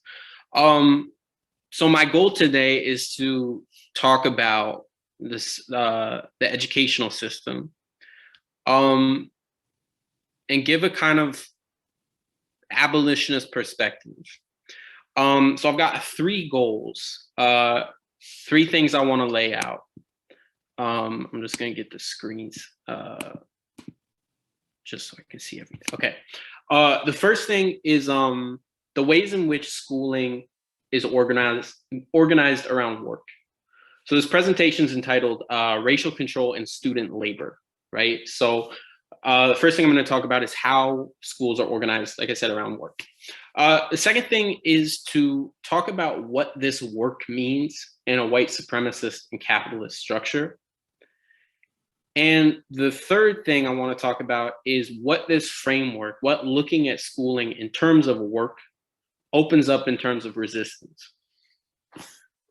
So first question. Everything we do in education seems to relate back to work in some way or another, right? We have kids do schoolwork, classwork, homework, right? Constantly. I find myself almost every day in the classroom telling kids, did you do your work, right? You got to do your work for your grade or whatever, right? Any number of permutations of that phrase, every teacher is always saying that. And almost every meeting that we have as educators, and every conversation is in some way devoted to talking about student work, the quality, the quantity, right? Did they do it on time? Did they do it late? Did they finish it? Did they do it right? It's all about work. And the idea is that we are preparing and socializing students to be efficient and effective workers, right? We're saying you're a child now, but when you graduate, you're going to need to work. So we're going to prepare you to be a worker. Now, any useful look at school-based economic socialization, right? The way we prepare kids to be a part of an economy, any useful look into that and the nature and the performance of students' work needs to take into account the relationship between race and labor. So as one scholar points out, Ronald Judy, he explains that Black folks, and I'm quoting, by definition, have been reduced to labor commodities. This means that Black people throughout US history have been defined as property and output, right? To consider race not only requires acknowledging the inherent link between US capitalism and Black labor, that is the way Black youth are socialized into a unique scheme and position for labor, but the ways in which Blackness has been linked to possession and ownership, right? In other words, where white people have historically been workers who work for someone else, Black people have not just worked for somebody else, but have been owned by someone else, right? In this way, it is not sufficient to characterize schools as preparatories, right, for an adult world of work. Rather, racial capitalism find ways to extract children as workers and as commodities.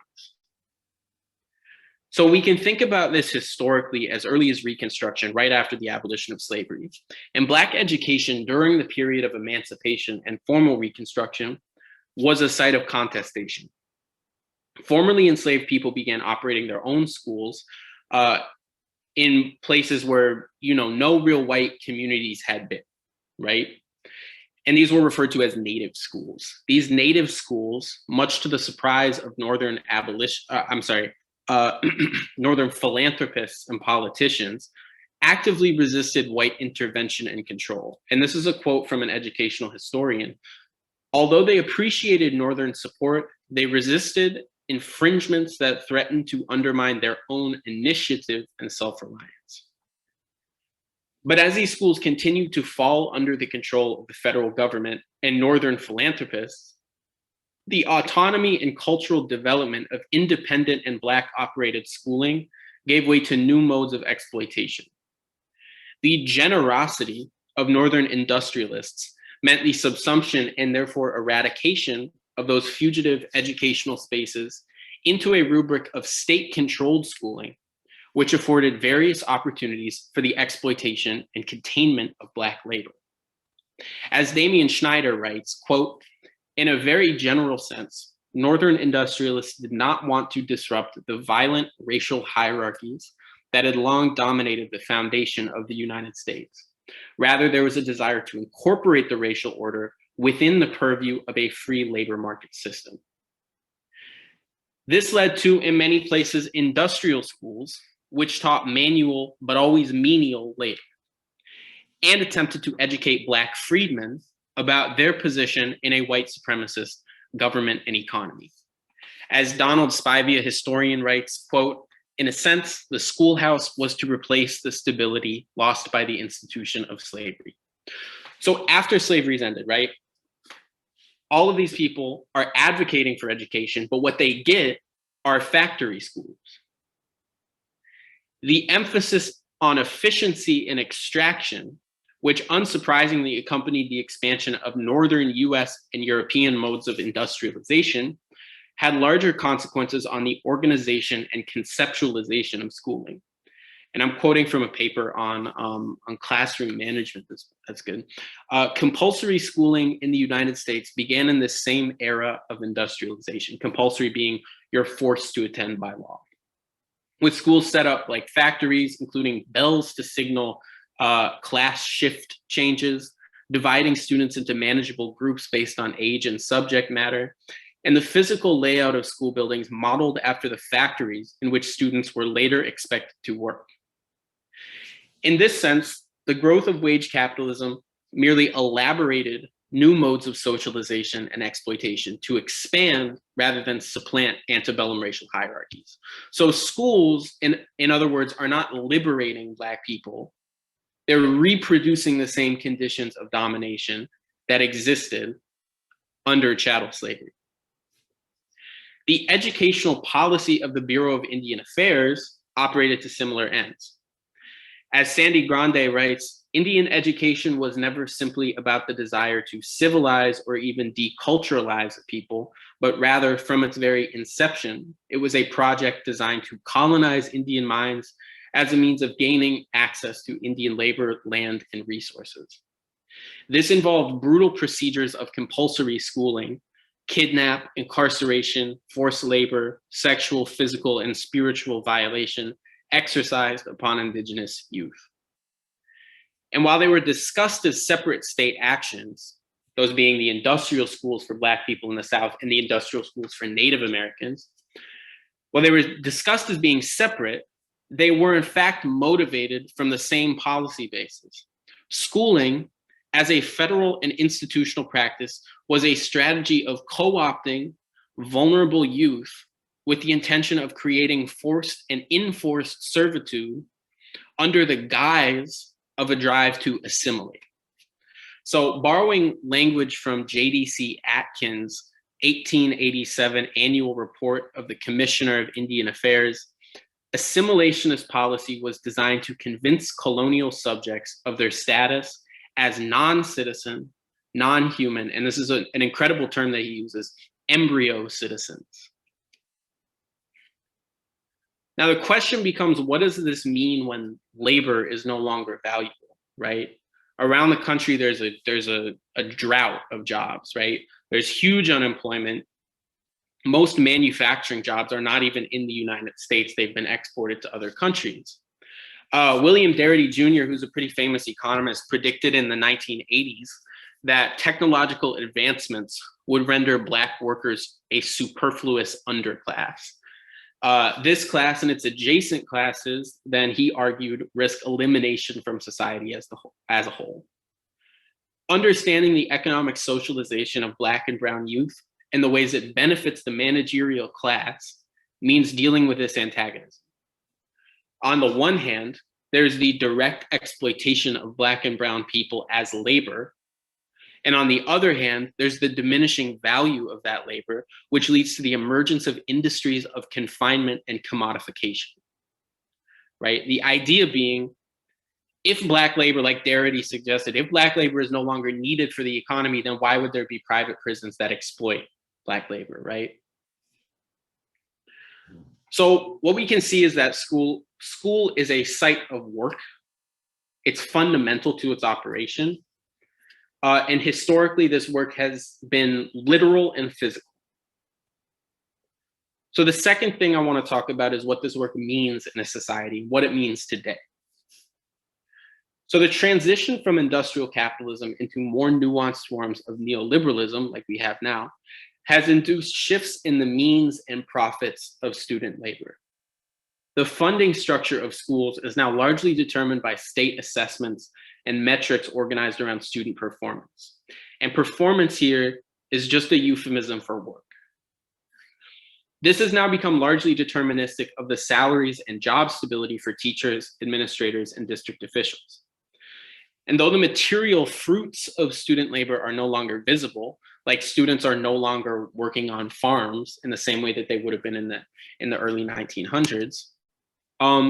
Teachers and administrators still have a direct incentive to extract student labor as efficiently as possible. Homework, exams, quizzes, worksheets can help students perform better on standardized tests. If the standardized tests have deep economic implications, both for companies, districts, administrators, and teachers, then we can understand the work of students as the individual parts in an assembly line. The final product is a student that can be evaluated, measured, and tiered. Thus, the labor of students in this way is not so much a metaphor as it is a literal source of profit and material reward, right? Like if you're a teacher and your students do not do the work and therefore do not perform well on exams, you lose your job. Though students no longer labor on behalf of private enterprises, as was the case in industrial schooling, private companies still benefit immensely from these structures. The introduction of these assessments and metrics brought into existence a broad industry of educational testing. I'm quoting the Pearson Corporation, for example, brings in more than $9 billion annually from textbook sales. Add to this giant testing companies such as CTB, McGraw-Hill, ETS, and Houghton Mifflin Harcourt, and many more billions are being harvested from the testing fields that schools in the United States have turned into. That's from a paper by Clayton Pierce. The specific assessments used to evaluate student and teacher performance are known as value-added measures, or VAM. And prior to its application to children, VAM was initially designed to measure yields and efficiency for genetically engineered crops. As Pierce explains, quote, "We should take great pause from the fact that the nation's top educational reform tool was created from work concerned with how to get the most value out of genetically engineered crop fields. In other words, are we comfortable equating the value of rows of corn or soy with children sitting in desk rows in Chicago? More alarming is the fact that even to be able to ask this question means that we as a society have arrived at a moment in history when a major research and development question for industrial agriculture corporations also makes sense when asked about the educational population in the United States," end quote.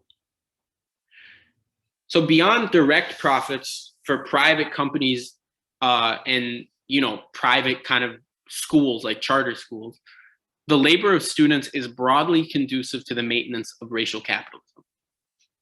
The first utility is the socialization of white supremacist ideology, which is central, though not unique, to public schooling. And Carter G. Woodson described the complete alienation of Black people, culture, and history from curriculum as early as 1933. He described the subsequent process as miseducation. This, he argued, put Black people in service of white supremacy and capitalism rather than Black communities and their liberation. Another social utility of school labor is the production of a criminal class.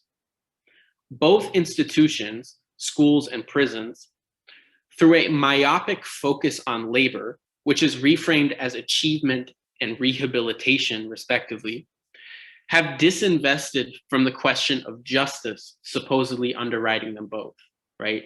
The criminal justice system has nothing just about it. Specifically, the economic socialization of Black youth makes possible what Ruth Wilson Gilmore has termed the prison fix. That is the ever-increasing deployment of prisons and imprisonment to provide economic stimulus, manage surplus labor, and provide hyper-exploitable workers. As a part of this commodification and exploitation, schools employ vast and complex systems to label students. To think of school is to think of labels. And these labels are meant to compel efficiency in the school workplace. And what do I mean by that? The image of a school is like an A+ grade or an F grade or a you failed kind of grade, right? Grades, systems, and scales are all used universally to evaluate and label work, as would a supervisor during a performance evaluation. as well as to create complex and multi-year databases tracking students. Students are then characterized along whatever vocabulary is considered district appropriate, whether that's proficient, advanced, remedial, average, failing, passing, content mastery, comprehension, struggling, and so on. All of these different euphemisms we use to describe students' work. The deployment of grades and evaluations more and more reflect a policy architecture designed to evidence white superiority rather than expose the political project of white supremacy. The labor performed in schools is qualified and objectified and transmuted into a fictive testimony to the superiority of whiteness. Work, or more accurately, the perception that a student has failed to work, functions as a justificatory mechanism for the maintenance of white supremacy. In other words, the idea of an achievement gap, right?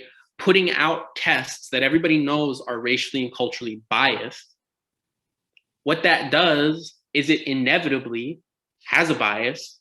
White students score higher, Black students score lower. What that does is it serves to prove, quote unquote, white supremacy, the thesis of white supremacy. Colorblind or post-racial onlookers can then point to ongoing exploitation and violence and justify it by the apparent failure of children to learn. Thus, white supremacy cloaks itself in its own mythology, making invisible the material structures at its very core. So the last thing I want to do is talk about what this means in terms of resisting these structures. And I come to this work, right, as an educator. I'm a white educator, and I approach this work out of the very essential question, which is, what am I being asked to do as a teacher, right? And how can we unwork that? So the third thing I want to talk about is essentially this. If schools and teachers and students become visible through an optic of labor, right? If they are working, then strategies complicating, recognizing, and understanding resistance become visible as well through the same lens. In other words, if students are laborers, we can look at labor actions as a way of understanding what happens in schools and how students resist. And the ultimate action is, for everybody familiar with labor history, the work stoppage or the general strike, or strike of workers in all industries. Students refuse the conditions of labor on a daily basis, and it's visible in attempts to derail classes, to distract classmates, hold side conversations, pull out phones, so on and so forth. Hey, Bennett, you're at 20 minutes, just a heads up. Okay, I'll be quick. One report found that teachers lose an average of 14 and a half days of instruction time to classroom disruption. Now, my point here is that if we understand this as students being bad, we miss something really valuable, which is that when students are disrupting the conditions of labor, right, when they are disrupting the operation of the school, what they're doing is exercising a political vision, right? What they're doing is enacting their own freedom. So the political resistance to school labor enacted by students on a daily basis is typically not recognized, right? We don't describe this as political when a student acts out. We describe it as them acting out. We diagnose it. We say they have oppositional defiant disorder, right? And so in this regard, and this is the last thing I'm going to say, a more liberatory approach to classroom management would take students as agents rather than passive recipients of knowledge. One constituent aspect of this involves treating refusal, resistance, and disruption in relation to the means, nature, and rewards of student labor. Rather than seeking to break, punish, or dissuade students who resist the conditions of schooling, teachers should engage the student on strike as a laborer on strike. That is through arbitration and negotiation. What does the student want? What can the teacher do so that they feel the work is rewarding? What needs to change so that a sustainable relationship is possible? The idea here is not to trick students into thinking they have agency, but the opposite. It's to actually give them agency, right? To give them control of the class. So recognizing classroom management as an issue of labor management invites a much more liberatory analysis for the worker, that is the student. In other words, teachers must try in whatever capacity possible to seed the means of production, the classroom, curriculum, materials, methods of instruction to students in order to transform a non-consensual, compulsory encounter into something liberatory. And that's all I got.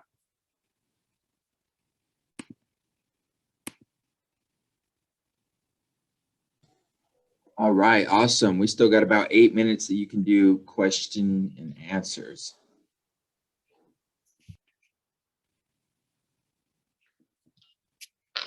There's one question in the chat. I think it definitely could work in higher education.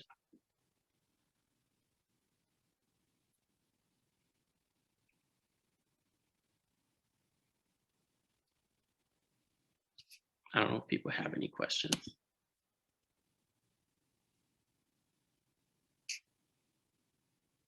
Hi, I do have a question. Hi, Ben, great to see you. I have some background noise, so just bear with me. This is so, this was just really thought-provoking. I appreciate you thinking through these ideas. So yeah, this all checks out, right? This all makes sense to me from my experience in teaching. And my question is, what would that look like in practice? So what would it look like for a teacher to engage with students in this means that you described, you know, like with student agency, but within, like this teacher is also operating within the superstructure, right? And like you said, there are all these metrics that ultimately the teacher needs the paycheck because the teacher has rent to pay, right? So how do you see this operating at the classroom level? Like if I could get like a specific example, that would be great. Yeah, thanks, Jan. I'll answer that in two ways. The first is kind of a cop-out, which is like, this is where the work of abolition is, right? Like this is where part of the way that teachers need to be kind of busting up the structure that's set forth. I would say concretely, it really is about consent. It's about, right, like part of the task of education is helping children develop, right, into adults, into just like functional humans. And we're obviously not doing that.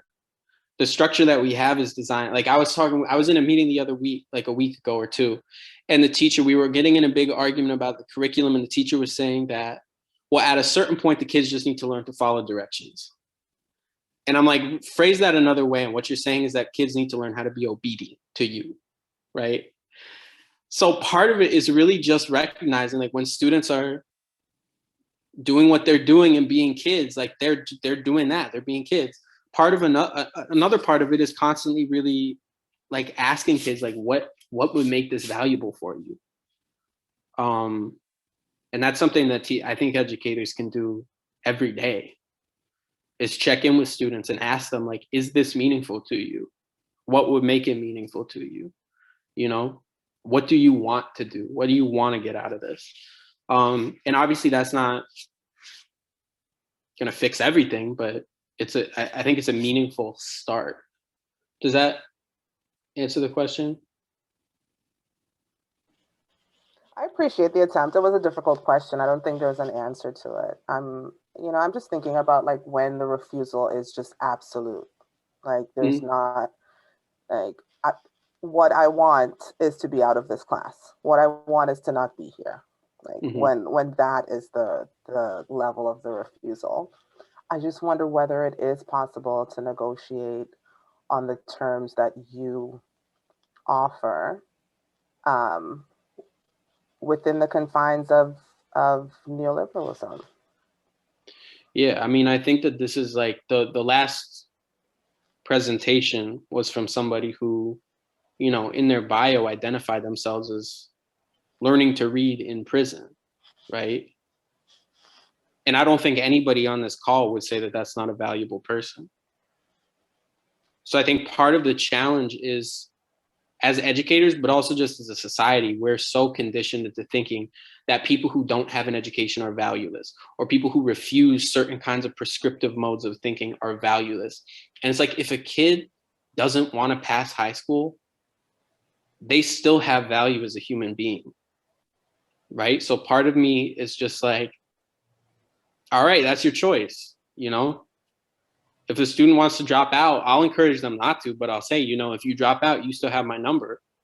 You know, you need help with job applications, you got me. You know what I mean? Like, so I think it's like part of it is not always trying to trick kids to be back into school, but to really kind of question the structure of our society that makes people who do drop out so you can incarcerate them so easily, right? So vulnerable, so exploitable, which is just so messed up on so many different levels. I had a question too. Is there still time for questions? Okay, awesome. I love what the Queen just said, her question, and I love the response. My question is this, because this is definitely a different modality, right? Because we are trained as educators. I'm not an educator in the traditional sense, let's be clear. But we are trained, right? I do equity training. We are trained specifics. This is the learning module. This is what they need to know. So in your practice, how are you incorporating this ideology? Because I think it would be helpful for us to understand how you're practicing it in your classroom to kind of get a better idea. Yeah, for sure. For me, it's like I said, it's about consistently checking in with students. I asked them at the beginning of the year, what do you want to get out of this class? Which a lot of people say, but I think a lot of people also don't really care about the response. Right? Like they'll ask like, well, what do you want out of your education? And it's like, they've got an answer for you already when they ask it. But I mean, at the same time, I was talking with a friend the other day about teaching, and it's really difficult. I was telling him, I was like, you know, I wrote this paper where I'm talking about what I think a good teacher would be. I was talking to him, I'm like, it's so hard to do that. It's extraordinarily difficult to enact this because, you know, my school's making cuts. You know, are you gonna be the one who breaks the rules this year and gets the cut? You know, how quiet can you be while trying to shake up everything? You know, so depending on the school, depending on the environment, there really is so much restriction to what you do. On the other hand, I remember a teacher I had talking to me about this. He said, you know, when the door is closed, the door is closed. You know, like when your classroom door is closed, you have the flexibility that you've got 45 minutes, an hour, 2 hours with the kids to create together a meaningful experience, you know? So I think that at the same time that there isn't much flexibility at all, there also is a lot if you're willing to kind of step out and take that risk. Does that answer your question? I'm sorry, I'm hoping it's not like a non-answer. It's a safe answer, but I understand it. You're saying be covert, if I'm understanding, be covert with your implementation of this type of change. I would even say go policy wise. Maybe you can change it in the policies. Maybe you can provide training, because I do think that people, especially with the the results of our current curriculum and the results, because they're result driven, it's not going so well. So I do think they would definitely be open to this modality if you put it in curriculum. Like take the current curriculum, I know it takes time, take the current curriculum and add this modality inside of it, right? And then get some other peers to evaluate it and then put it into curriculum. It'll take a little bit of time, but I do think it's worthwhile because I think it's an amazing concept because they've been saying it for years. I'm going to be short. They've been saying it for years that some folks are worker bees, some folks go into college, they have all these different spaces and there is spaces, but then when we get them in school, we say you can only do this. So I loved it. That's all I was going to say. Good job. Yeah. I think I would keep it. I just say 5 seconds and I'll be done. I think that I'm sorry. I think that the main thrust of what I'm trying to get at, right, is we spend a lot of time talking about prison abolition, but we need to really rethink any state institution. So on the one hand, this is about kind of taking covert actions. On the other hand, and the reason I guess I'm kind of being like coy and not being too direct about what I'd like to see is because this is about communities reimagining these institutions on their own terms, right? So at the bottom line is communities need control over the mechanisms with which they deal with violence, right? Which if you understand criminal justice in that way, right, communities need to be able to deal with their own communities. I feel the exact same way about raising children. So I'm not sure that I have one prescriptive way of doing it, but I can say that within this framework, you may have to be covert, or maybe not. Maybe just bust everything out. And I'm sorry, that's it. Thank you so much. Thank you, Bennett. That was really great stuff. Our next presenter is Shannon Ross. The title of her work is Correct the Narrative Campaign. Shannon Ross is the executive director of the community and graduate student at University of Milwaukee. He is also a community fellow with the Wisconsin Decarceration Platform and a writer of the Inner Voice 84 blog. He has written several published articles and is committed to connecting people and organizations involved in the anti-mass incarceration movement in not only Wisconsin, but nationwide. Your time is now. Thank you. Am I able to share my screen? No. Okay, I'm not. Yeah, I can see your screen. Oh. Shannon, they're working on that for you to give you the access to share screen, so you should be good. Okay, so should I just wait a second? I can just start talking. It's not a big deal. Go for it. Okay. So yeah, just let me know whenever it pops up as an option. Yeah, basically, I did 17 years in the Wisconsin prison system, and I got out 5 months ago. As of like Monday, it'll be 5 months ago. And when I was in, I started a newsletter called The Community. This came about because I had a blog and I had a lot of resources that were coming across my path, and I was constantly breaking rules to pursue things that I felt were going to be beneficial to me and what I wanted to do when I got out, like three-way phone calls and sharing books and just a variety of just little piddly things. It wasn't major stuff, but I would get a lot of resources by doing these things, going to places, passing them around to other units and other people I knew. And I saw a great thirst for the resources and information that, we don't get in there a lot of times. And so from that, the opportunity came about when a friend of mine got released and was working at a copy shop. I had another friend who got out and he was retired. And then I had my fantastic mother who's always trying to help out wherever she can amidst just the chaos of, what I call her life. And so we started a newsletter. Hudson Link in New York, Sean Pico, who runs it, he donated $150. And we piggybacked off of the newsletter readership, about 200 people, that another woman had called a Forum for Understanding Prisons, Peggy Swan. She's one of the angels in this work in Wisconsin. She's been doing it for a long time and does it pretty much all on Social Security just because she has a big heart for it. And so it went from 200 readers to now, 6 years later, that was 2014. We have almost half the Wisconsin prison system reads it. It's the most widely read publication in the Wisconsin prison system.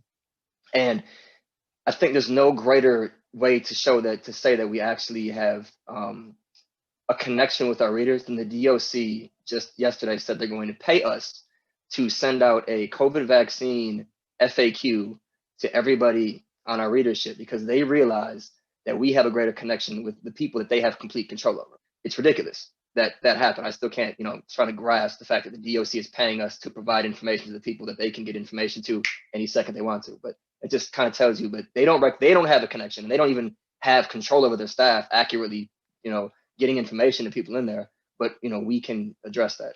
We've also been able to, since I got out, I've been able to just going as hard as a shot deer to make connections and get as much opportunities and information that better to people inside to leverage their free time.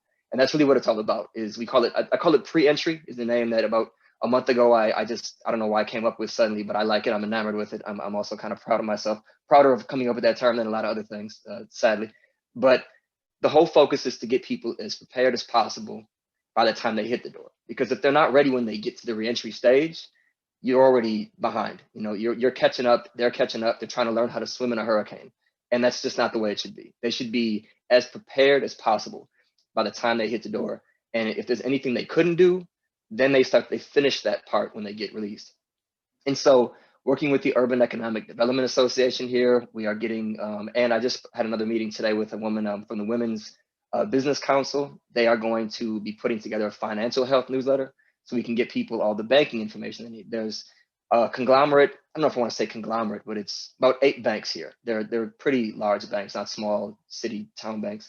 And they have banking options for people right when they get out, that they don't have to pay a fee. They don't have to have money in right away to get the bank account. They're just very, the type of banking accounts that you would want available for somebody getting out. They have little barriers. But that's just one example. There's a variety of information about credit that people can do now to get ready. So when they get out, the credit maybe isn't as bad. They can even, I know people who had somebody in the outside using a credit card in their name or paying bills in their name, and they got out and they had like 800 credit. So you can actually get your credit super solid by the time you get out, but having this information is the key. So we can do so many things with the financial health aspect, entrepreneurship, Forex, crypto, just getting you understanding of these things are not simple, little, get involved and you'll be rich, because inside people get optimistic very quickly when you tell them you're going to be rich or you're going to get out. So you have to get them information that they might hear a friend of theirs is involved in crypto or Forex or is doing something, and that's what they want to do when they get out. It's not that simple. So we want to get you more sober information. And in that same vein, we're now working with Marquette University is providing some students. They're getting them paid internships, and they're going to be like our publication staff, our production staff. And we'll be putting together, with the work of companies and industries, packets of information specifically about areas that guys, men and women, anyone, people inside will be interested in doing when they get out. Now, the problem is a lot of times inside people dream recklessly. So what they do is they have 5 years thinking about doing something that when they get out, oh, I can't do this because there's a criminal record barrier, or I can't do this because my specific type of criminal record doesn't let me do it. Or I can do this, but I don't have the money it takes to get in, or all the bureaucratic red tape I have to deal with. I don't have time to get that situated amidst trying to be free again, to be a citizen, to get my life back on track. So we can get you the information now, and so that you are soberly looking at what it is you're facing with this career, this dream. And then you say, okay, I still want to do it. I can still do it. Or I'm going to pivot to something else. There will be an aptitude part to it. Working with MATC and a company called The Way Out, they have a company that they were a startup, and they just won recently a program called Generator, which is a program that it's a competition, and a bunch of companies from around the country, they go through it and they invest and they pitch themselves, and it's constant boot camp for about 6 weeks, and then there's another stage to it. And so they won, and they come out and they have a pretty successful and very accepted and well connected at this point, especially early on in their existence, justice impacted job seekers matchmaking service. So they connect people that have criminal records basically to jobs that are more careers, things that they have an aptitude for, and help companies understand why it's beneficial for them to hire from this demographic. We can utilize this algorithm that they use for the people inside and help them understand what they have an aptitude for. So now it's not, okay, we're just going to get you something when you get out to have money just to get by, but an actual career, something that you are good at and you can do. So we've crossed the can and the good at, And then now, what can we do more? We can get you 50, 60% prepared as well. We can start giving you literature. We can start connecting you with mentors. We can start having these companies providing exactly what they want employers, not theoretical from a school or a vocational program stance, but right now what's going on in these companies, what you need to know. And so you have a relationship before you get out with industries, with companies, with things that you actually will have an interest in and can do. And then that is so much more beneficial because you have a platform now instead of trying to learn how to swim in a hurricane upon release. So that's kind of all of our pre-entry is this variety of ways to reach our growing readership inside with as much information as we can so that they are as well prepared by the time they hit the door. And a lot of times we get mad at the DOCs, we get mad at the government because they're not doing these things. We don't have to wait on them. And that's a big part of why everything I do, I try to get around whatever currently is going on. I don't want to have to deal with the government. I don't want to have to deal with any structures that currently exist. I don't want your permission. I can get to people on my own with creativity and with getting people to see that there's a better way to do these things. And I don't want to step on toes as well. So everything I do is really based on soil change. And that connects into our outreach, which is that was our in-reach portion, is the pre-entry. Our outreach is kind of next level outreach. It's like uncomfortable outreach because we're trying to connect with communities and people that are generally more indifferent and antagonistic to people that have criminal records. Now, the question might be why we're reaching out to them. Who gives a fuck? It's not that simple because they genuinely are needed for us to get to a place where an abolitionist future can be achieved because we're not going to be there alone. In order to have a society where that sense of safety and justice exists, that we don't need to have prisons, we need to have people from different communities, people from different ideologies accepting that we're all one community, that we're all people in the same vein in this nation, and that we're not just over there and they're over here. So some point we need to reach out and there needs to be a connection. And that's what our Correct the Narrative campaign is basically is focusing on. We're having physical events where we are going into communities and we are there with our t-shirts that say, ask me about correcting the narrative. I guess I should have wore one. And people have it's a conversation. We're not aggressively there. We're not angrily there. We're not pointing and yelling. We're in your face. We're in your community constantly every week. And so that's going to happen more and more as the warmer weather comes. I'm in Wisconsin, so it's really chilly and people don't want to be out there, even in the crazy white folk communities where they wear no shirts at Packer games. They're not trying to be outside like this right now. So when COVID dies down as well, we definitely are going to be there a lot more. And we're gearing up, we're making these connections with these churches and with farmers markets and the universities, and they are excited. The leaders we're talking to are saying, yes, there is an interest in getting involved in these areas, but people want to not feel attacked and they want to, it's almost, you have to kind of find a different way to approach them. It's like when you talk to your children, you can't just talk to them a certain way. When you try to meet somebody to date you, you don't just talk to them a certain way. Everything is marketing. And so we're just trying to meet people where they are and then bring them back to where we want them to be, where they need to be, which is everyone together instead of this separation of silos. And so we have the physical events. We're going to be starting up virtual events pretty soon, which is going to be a preface to the physical events, because we can start making connections with these virtual events where people come in and we just have a simple conversation. Ask us anything about reform, about abolition, about defund the police, about people with criminal records. Bring your concerns and your doubts and your fears, and we'll just discuss it. And that will open up this dialogue and this comfort so that when we start showing up physically on a regular basis, that there's been some introduction beforehand. We're not just jumping on the scene. And that would even be fine, but I think just doing the virtual events is going to even make it that much easier to make these connections. And we've been doing our vignettes, which are on our website and our YouTube channel, which all document successful examples of people that have criminal records to, again, change the way the perception is from the pity narrative that is so often pushed. It's usually, if it's not, oh, they're criminals or they broke the law, fear them, it's well-meaningly the pity narrative of how difficult, look how difficult it was before they went to prison. Look how tough it is in prison. Look how tough it is after they get out. All very true, but almost every story has two sides. The other side to it as well is that, or three sides or four sides sometimes. It's, complex, multi-sided stories that exist in everything in life. So the other side of it is that, yes, a lot of difficulties, but many of us, many people for so long have been successful, are showing their humanity constantly in the way they manage their families, the way their parents, the way their daughters and husbands and wives and so many things, the way they're community members, the way they are citizens, the way they are intelligent and go to school and become professors. There's all these things that people don't know, that people that have criminal records have been doing for so long. And we want to push those stories as much as the pity narrative, because the pity narrative is very important. And I say that not to sound like, oh, it's just pity. That is essentially what it is. People see it, and even though they look at the stories and they watch the documentaries and it's like, oh, it's so tough on them, I feel bad.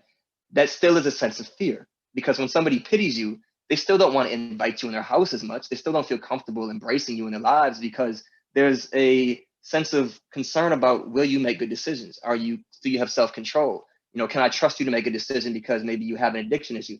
All these things that still tie into fear. So we want to push the idea that we don't need to be feared. Some people have problems, just like people who don't have criminal records have problems. That's not the issue. It's more about looking at us as who we are versus what maybe an issue we had back in the day or even yesterday, and seeing the humanity, the successes, and the agency, which is very important for these communities. That word agency, they love that.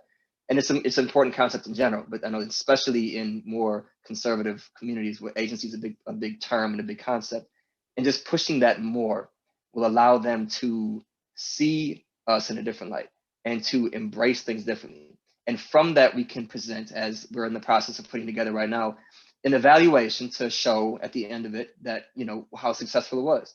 If we can demonstrate at the end of this that we improved attitudes, you know, not even in a small way, but I believe it can be significantly from what I'm seeing and what I've seen my whole life by embracing people with the same mentality of just humility, conversation, and accepting you for your lack of understanding, to hopefully accept me for my lack of a pristine background that you may think everybody should have. And hopefully we can come to some understanding on both of our different misconceptions there.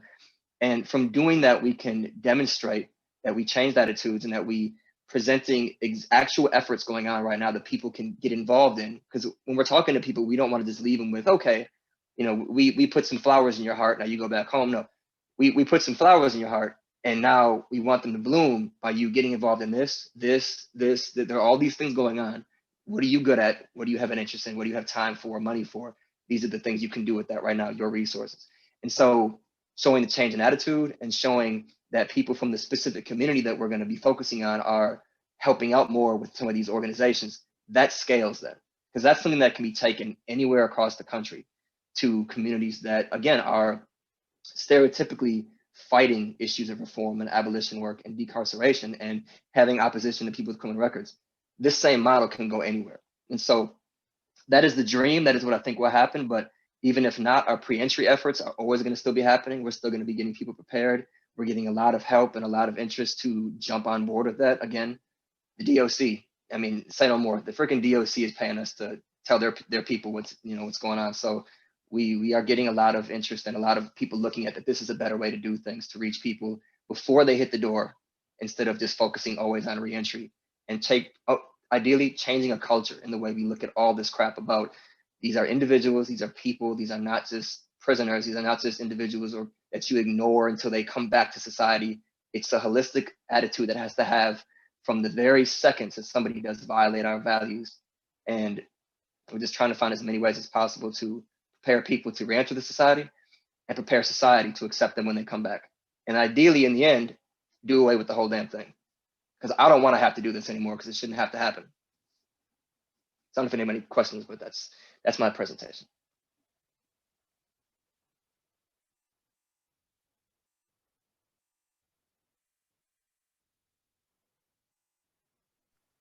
I had a comment / question. Is there space? Oh yeah, I think I saved a good 10 minutes. So yeah, we can talk. Let's Sorry. go. Yes, sorry. We do. I want to acknowledge we also have I thought I saw some hands raised. So Shannon, I'll let you go ahead and control this portion of it. I think you have quite a bit of time. So you have about 9 minutes to do your Q&A. So go ahead and take it over. Thank you. Oh, okay. So I'm just looking at the chat here, I guess. I don't see any specific questions, but I mean, is it, so somebody raise their hand and I just say, what it do? Yeah, basically, if anybody has any questions, then feel free to raise your hand or put on your microphone and ask away. Okay. I don't think I see any hands up. Okay, Lucas. Okay, okay. Hello. Yeah, thanks, Shannon. Yeah, I have actually supported Shannon's work, the community, when he was incarcerated, and now. Could you please like put all your contact information in the chat so people can send information? Yeah, I just sent so it to Galford individually by mistake, so I got to click for everyone. Sorry. Oh, no problem. Have you thought about expanding the community nationally? Oh, absolutely. But I feel like we have to.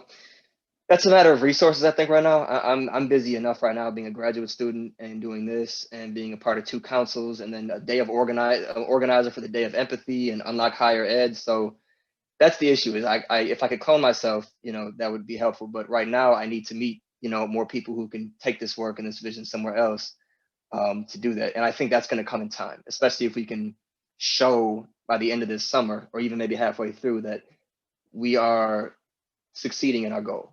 But the community, the in-reach portion, the pre-entry, that can go anywhere. And I would love to have people do that now and set up, avenues. And it's different for every state. In Wisconsin, it's 10 cents an email. We're going back to a physical newsletter. Recently got some interest from Marquette and Aurora Healthcare and Progressive. So we will have the money to start going back to a physical issue. I don't like core links. I'm kind of have a chip on my shoulder about any of the prison vendors, but not kind of, I fully do. But going back to a physical version will allow us to reach more people. Each version can be shared, whereas the emails are not easy to always read. It's all straight text that can be more digestible in the physical format like we used to have when we first started. And we can also put more information in each issue. So that's the goal, but I think that's any state can do this same thing. People in California can start reaching in. It's just a matter of how they organize it with the specific obstacles for that area. But the pre-entry, I think, is where it's at. You want to try and hit people before they reach the gate as much as you can. And if the DOC is not doing it, as they're not going to, as we know they're not, there's no point even wasting time trying to get them to come around. Do it ourselves. And then, as we've shown, they'll come on board. And this isn't just one example. I know I've seen it numerous times with the DOC. Be like, okay, you code to them and they will have no imagination whatsoever. But if you do it, they'll come back around and say, oh, okay, well, how can we get on the board with this? Well, go back in time, jackass. You could have been on board. So now, I'm going to charge you more. And that's exactly what I'm going to do. I'm going to get as much cost as we can out of them because they're ridiculous.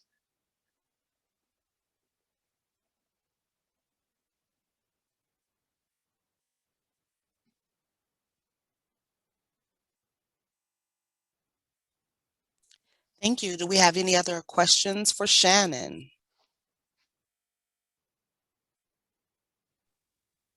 I just want to say I love what you're doing. I think it's amazing. I've actually passed through one of your transitional houses. One of my brothers was actually transferred to, I can't think of which area it was in Wisconsin, but it definitely needed some updating in regards to resources. So I'm glad that that is happening. My oldest brother is incarcerated. My middle brother, is incarcerated in Minnesota. So I'm glad that you're taking the initiative. There's a lot of things you could be doing. And I think that's amazing that you're doing that. Good job. Thank you. Thank you so much.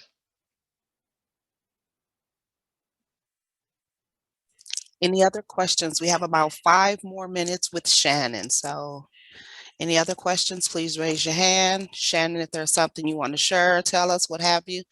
You got 5 more minutes, Doc. I did have a quick question for Shannon. Hi. Wondering if your outreach efforts connect to public schools at all, or like K-12 students. Is that a part of the outreach? Yeah, we definitely hope to, and I think that's going to be something that has to happen. But like I don't want to just reach out to a school. I want them to see that we're doing things in these communities and that we can demonstrate the safety aspect too first, because that's going to be big to get into the schools. That not just all of a sudden saying, hey, let's bring people with criminal records into your school. We want to show that we're not, especially in these areas, we have to kind of overcome that barrier first to get in there. But definitely want to start having, some of the people that, for instance, I have a friend who has a physics degree from Indiana University. I have a friend who is a professor. I have just Jason Soul, who I'm wearing Humanize My Hoodie is one of their things. He's a professor at Hamlin. So there's just a variety of people that we want to have doing videos or in-person teaching and wearing the shirts as we are correcting the narrative. So demonstrating their background and who they are, I think that's going to be huge to get into these schools and to have a day where they just go in and teach a class or have a video showing some skills that they have, and that can be shown in the video in the schools. So yes, 100%. And we would like to, with our vignettes, also start interviewing some juveniles that were in the system and that have become something that we can push as the Successes, Humanity, and Agency. Again, it's tough because a lot of times when you're a teenager, you're not at a point yet where you are going to be having those successes yet. You're still, even if you get locked up at 15 or 16, it's really hard to figure things out that quick before you're 18, 19. So it would be great though to have, and we're going to find it, some people that we can show, juveniles that are teenagers. I don't even want to use the term juveniles, but teenagers basically, that there are people who are also their same age that have gone through the same situation and they have come out of it. And so it's not just adults. There are people of all types in every specific description you can give that have come out of this and are, a perfect example that it's not just, it's a self-esteem thing. That's why we're trying to get our content into the DOC as well. We're talking to them about buying our content because it's very empowering for them. I didn't really think of it so much when I first started these vignettes that I thought it was going to be just for the communities to see that Successes, Humanity, and Agency of people with criminal records. But I didn't know how empowering it is for people to see it that have a criminal record, that there are people really, doing things and have been doing things for a long time in the communities. And for the people we're actually interviewing, it's been very empowering for them. They've been profusely thanking us and so happy about getting their stories out and having somebody really care and documenting it. So it's just been this trifecta of empowerment and education from these vignettes and from these interviews we've been doing. And I think that is incredibly important to get to anyone who is experienced right now the carceral side of the system or has experienced it.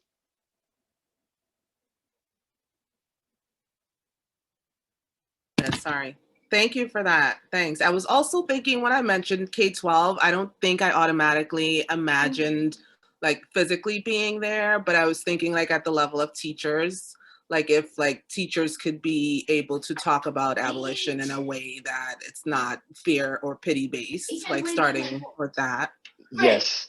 Yeah, I agree. And yeah, that's a conversation we definitely like. See me, well, I'm never going to use the term abolition when we first come in. It's going to be something that, we'll use terms like decarceration or reform, things that are more acceptable, to these kind of communities when it comes to this issue. But when we get in, then we can explain, okay, this is what defunding the police is. And this is what abolition is. And it's not scary at all. It's actually what you want. It's what everybody wants. So it's something that, yeah, it's going to be trying to have to try and Trojan horse it a bit. But yeah, so that is the hope. And hopefully we can edify some teachers as well in these areas, which then they can become evangelists as well. We're hoping to spread evangelism in a sense so that we can, each one person can then tell 10 people and then, it just hopefully spreads well beyond just us. Awesome. Thank you. We are at our time. We appreciate you, Shannon, for the awesome presentation through verbal word and for answering the questions and dropping your information in the chat. Sion, girl, I saw you had to go in mama mode with your kid. I saw that look and it reminded me of how my mama used to chin check me. So power to the Black moms out there holding it down. I'll go ahead and turn it over to Brock so he can introduce our next presenter. All right, I'm gonna do my best to pronounce this name and this information. Our next speaker is Leilani Kinikini. Her title is Raise Your Pen, a Critical Race Essay on Truth and Justice. Dr. Kinikini is currently Chief Diversity Officer at Salt Lake Community College and is co-founder of the Utah Reintegration Project. Mahona Yolave Hofoka is currently a Pacifica Bridge Program Manager at the University of Utah, serving as a link between the community college and the university. The paper's authors are Kepa Mamua, Mahona Yolave Hofoka, and Leilani Kinikini. Thank you, Brock, for that intro. I am going to share my screen if I can. Oh, you've disabled screen sharing. That's okay. So there's 3 authors on this paper. Juana Uluave Hafoka authored a spoken word piece about 6 years ago. Kepa Mau Mau, who's currently incarcerated at the Salt Lake County Metro Jail here in Salt Lake City in the lands of the Utes, Paiutes, Goshutes, Shoshone, and Dene. And then myself, I work at the community college, and Moana, she's up at the U. We say up because there's an east and west side of Salt Lake Valley, and the University of Utah is on the hill, and the community college is kind of designed to serve the working class. So we're involved in those kinds of labor politics. But the title of the paper is Raise Your Pen. It's named after kind of a 3-decade moral panic. And I'm just going to go right in and kind of read the paper. If I can't share the screen, I'll just read the paper. So I'm going to try one more time, see if I can. No, I'm going to read the paper. Okay. Sorry, Dr. K, real quick. Bennett, if you're still on, can you please stop sharing your screen, I think, or something is there that's preventing? Thank you. Okay, that's cool. So I'll just go into it. So diasporic Pacific Islanders and Native Hawaiians are a severely understudied group in the mass incarceration crisis of the settler United States. One study, itself a rare occurrence, even showed a 250% increase in the incarceration of Asian Americans and Pacific Islanders, thereby demonstrating how the United States has targeted these communities as deviant. At the same time, the US federal classification of Asian Americans under which Pacific Islanders are grouped lacks disaggregated data. Given that the Asian American category generally represents East Asian Americans with its equally problematic model minority stereotype, the tracking of specific Pacific Islander incarceration rates have been underreported. In fact, academics and public policy officials have only begun to confront the incarceration and deportation of Southeast Asians and Pacific Islanders before and since 9/11. Additionally, Asian Americans constitute 1.5% of the population in federal prisons, yet no significant effort at the national level has been made to disaggregate data about the percent of Pacific Islanders within that data set at the time of this writing. So basically we have no idea how many Pacific Islanders are currently incarcerated. The stark facts of mass incarceration in the settler United States are just as disturbing. The lifetime likelihood of incarceration for Black men is 1 in 3, for Latino men it's 1 in 6, and for white men it's 1 in 7, with all men being 1 in 9. In settler Canada, an Indigenous person is 10 times more likely to be incarcerated in a federal penitentiary than a non-Indigenous person. And American Indians constitute 2.9% of the total population in US federal prisons, but account for only 1.6% of the country's demography. As these statistics reveal, we must interrogate how race-based incarceration affects Indigenous communities, as with Tongans, the subject of our chapter, and the community with which we identify as artists and writers. According to critical race theorist Randall Kennedy, race-based incarceration adheres to an anti-Black racism and the unequal enforcement of the law as the principal means by which the courts, the government, and the police classify non-white races. From this vantage point, the settler United States practices an unequal enforcement of the law wherein African Americans and other non-whites receive arbitrary, capricious, and openly discriminatory treatment as criminal suspects. Critical race theory, one of our methodologies, holds that an analysis of US settler law and justice requires an intensive counter-narration to reveal the concealed class, gender, and race oppressions behind mass incarceration.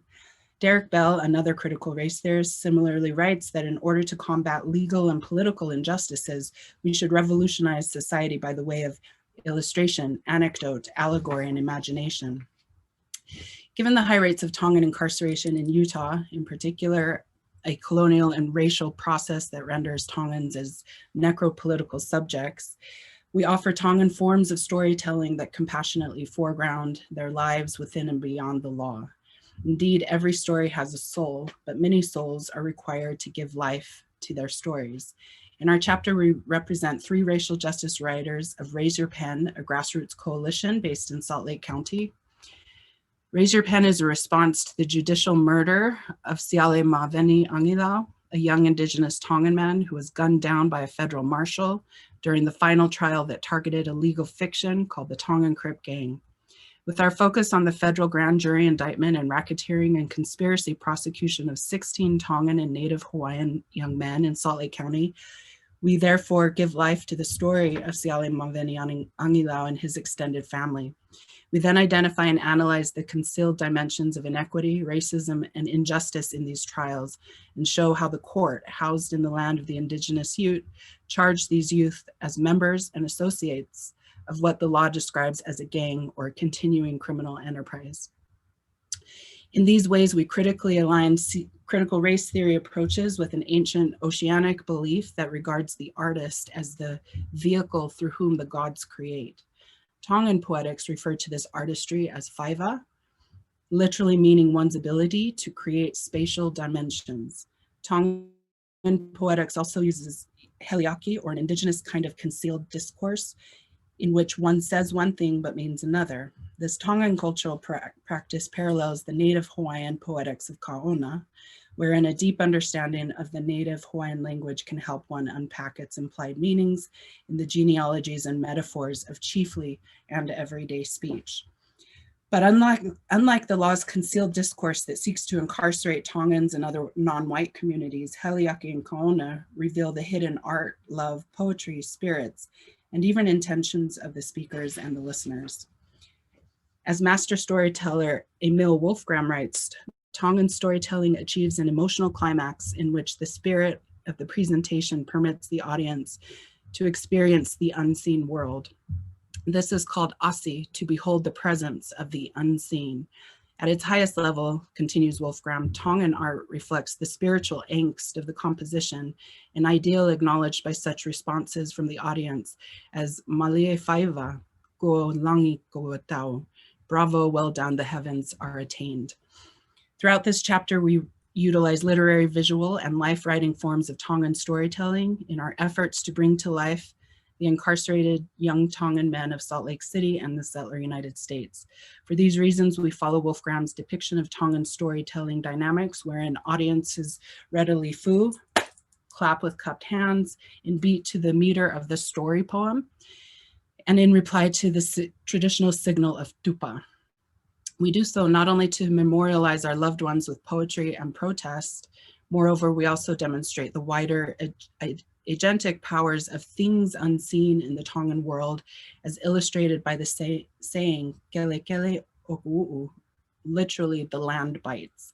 In our conclusion, we reflect on how the land, as reflected in this proverb, metes out justice for the Tongan youth who are subjected to police surveillance, racist trials, and mass incarceration. We ruminate as well on the concealed discourses of the snake in US law enforcement and sovereign jurisdiction more generally, demonstrating how they become intertwined with the power of the land. I'm gonna pause and see if I can share my screen because some of this is video. Okay, hold up. Yep, I got it. Share. Okay, can y'all see that? Yes. Cool. Okay. So these are the three writers, myself, Kepa, and Moana. And this paper is based on one that's currently in press right now that will be published by the University of Washington Press. How do I go forward? Okay, so zip codes 84104. Salt Lake County spreads out like an immaculately planned grid emanating from ground zero, the Salt Lake Temple. To the east of Salt Lake Temple lie the haves on what is called the Eastern Bench, a reference to authority, money, power, and reverence. To the west lie the have-nots and the racial minorities. For all its manicured piety, an intangible dust penetrated the orderly grid. The lake for which Salt Lake City derives its name is a remnant of an ancient sea filled with an evaporating brine leveled from a desiccated underworld named by the Ute as Piapa, or Great Water. They also call it Siapapa, or Bad Water. The settler territorialization of Utah is equally great and bad. While the first Mormons were organized, they were also squatters until the Organic Act of the Territory of Utah of 1850, in which they wrote themselves into a new narrative of manifest destiny. I'm going to skip and hone in. So in particular, Glendale, what's in the red, is an industrial neighborhood of Salt Lake County and was the starting point for gang task force surveillance in the 1980s, which then spread out to West Valley City. West Valley City is currently the first jurisdiction or city in which it's a non-white majority. Glendale falls in the Zone Improvement Plan code, so zip code of 84104, and has 7.5% of its area designated for residential. The rest is industrial land and commercial land. The sparse residential pattern made finding Tongan children as targets shockingly simple. By the early 1990s, legal precedents from California and other state and federal lawmaking bodies flowed into Glendale. They cracked down on gang-related crime, issued mandatory life sentences for some persons, and lowered the age threshold for incarcerating children by certifying them as adults who could receive adult penalties and prison sentences. By 1991, the ethnic enclaves in Salt Lake City, like Glendale, Poplar Grove, Rose Park, Granger, Kearns, and West Valley, become target areas for federally funded initiatives like the Weed and Seed program under the U.S. Department of Justice and others. The Weed and Seeds target area was 6.4 square miles, heavily populated by Tongan and Latin American migrants. Analysts had determined that this target area had seen a, quote, influx of criminal groups from California and illegal immigrants from Mexico, who were reportedly responsible for an increase in drug trafficking within the city. The reference to criminal groups from California is a thinly veiled reference to the interstate migration of Mexican and South Central American and Pacific Islanders. Initiatives like these, along with the increasingly militarized Utah State Police and its adherence to California's paramilitary style of law enforcement, meant that Tongan families, and particularly children and especially boys, faced considerable excessive hyper amounts of surveillance. Police subsequently racial profiled families, including our own, to create registers of names, document traffic arrests, photograph marks of the body, and collate a technical data pool called the gang database. So let me move forward. Check my time. So the political genealogy and the class solidarity of Pacific Islanders came about. I'll quickly rehearse. Migration from the Pacific Islands to California, gateway cities, Los Angeles and San Francisco especially. There were families that worked at the airport and settled in Inglewood, became very close with Black families there, and started the Tongan Crip gang. And the lore goes that it started on Raymond Street, and then migrated through families sending their kids that were being, Tongan families sending their kids who were being suspended from school in LA to Utah to get out of, to get out of the hood. And they came to Utah, and this is the narrative of moral panic that the newspapers started to produce starting in the early 90s and coalescing into some grand jury indictment. And I want to play around the Tongan Crip gang, or what they conceptualized as the Tongan Crip gang. Has been following the story today. And Fields, are these suspects the leaders of the gang? Well, police think at least some of them are, and they probably have some degree of control, even though they are behind bars right now. Now, the racketeering charge, or RICO as it's known, is not applied to gangs very often because it's quite complicated, but it has been successful before, and to some extent, it can dismantle the organization. They're using a high level of violence and fear. The list of crimes numbers more than 30 and includes an armed robbery at this restaurant in 2008. These robbers come in, guns blazing, and just scare people to death. To a carjacking and shooting in Salt Lake City in 2007. Because of the nature of this conduct, the defendants are charged with violating RICO. The rarely used racketeering charge raises the stakes for the Tonga Crip gang in this case.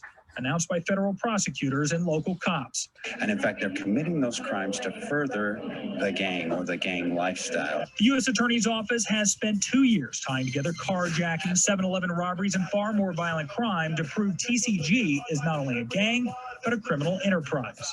We get them at the local level, state level, and now the federal level. And prosecutors hope to make the racketeering charge stick to 17 members of TCG, most of whom are already sitting in jails or prisons after violating state and local laws. The defendants named in this case even agreed to a crime quota to commit at least 2 criminal acts to further the enterprise. Many of those charged would be out of prison soon, but police hope their leadership is effectively lost if they are convicted under the RICO law, which would add decades to their sentence. This is sending a strong message that, hey, you know what?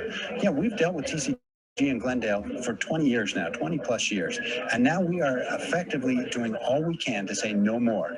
The racketeering charge alone carries a maximum sentence of 20 years and a $250,000 fine. And don't. He's been following the story today. Sorry. So here's just the chronology starting in about 1988. And 20 years later, the 2008 to 2014 were when these prosecutions eventually kind of condensed into 17 individuals being charged under the RICO as associates of a Tongan Crip gang. I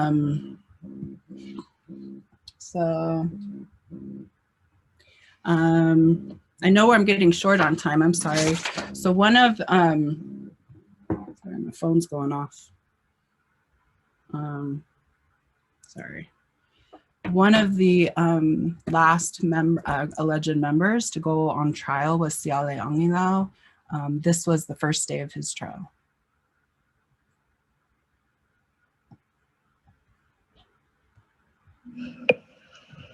Walls.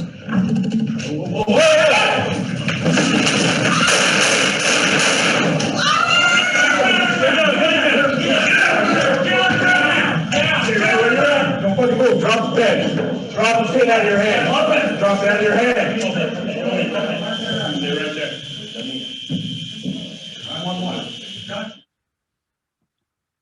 So Siale was the last to stand trial under RICO. On the first day of the trial, federal prosecutors called a witness to testify about gang rituals and initiations. Siale, who was not shackled because of the new courthouse defense tables had not been furnished with quote unquote modesty drapes, stood up and acquired a pen, a pencil, and a highlighter from his attorney's tabletop. Fleet of foot, Siale flew into the witness box, crossing space and time. The shackled witness skittered sideways. 4 shots resounded. A federal marshal yelled, "Drop the pen, drop the fucking pen." Siale collapsed, bleeding profusely and being unable to drop the pen. A deputy tried to handcuff him, but Siale was covered in blood, the FBI report stated. Siale reportedly died later that day at a local hospital. The judicial murder of Siale made national and international headlines. News reports emphasized that he was quote unquote armed with a pen and characterized him as a gang member. In August of 2019, the Salt Lake Tribune published another article calling the judicial murder a christening of the new courthouse, reiterating that its 10-story facility served as a symbol of federal justice in Utah. According to the investigative report, it also remains unclear as to why the federal officers held Siale at the Weber County Jail during the trial. Given the federal witness also awaited the case in this same jail, Judge Tina Campbell described this move as irregular, if not uncustomary. On the morning of the trial, the court records then showed that Siale's lawyer complained that Siale did not have access to his legal material and that he was refused a shower. Said Judge Tina Campbell, Siale was in a pissy mood. As members of the Raise Your Pen Coalition and the Tongan community, we believe that this transfer to the Weber County Jail intentionally put Siale in direct physical proximity to the federal witness. As the person selected to testify about gang initiation rituals, this witness assisted the court's attempt to build a legal fiction called the Tongan Crip Gang. I'm short on time. I'm going to skip ahead and just forego Q&A if that's okay, because I wanted to put in our chapter, we also published, are publishing Kepa's graphic novel. He's been He's currently in Salt Lake County Jail. He's been ordered released by a federal judge, the same judge that gave him 57 years under the RICO, with stacked sentences. And after first step, he was able to file for compassionate relief. And Judge Tina Campbell released him last year on May 11th. And then the federal government appealed her decision. So he's currently waiting that, but he has been, he's an artist, an intellectual, and he's been creating graphic representations of his case as a way to communicate with our community here on the outside, the kind of complications of the legal system that him and kind of the whole cohort of youth that got wrapped up back in 2008 were facing. And so his sentence was the longest.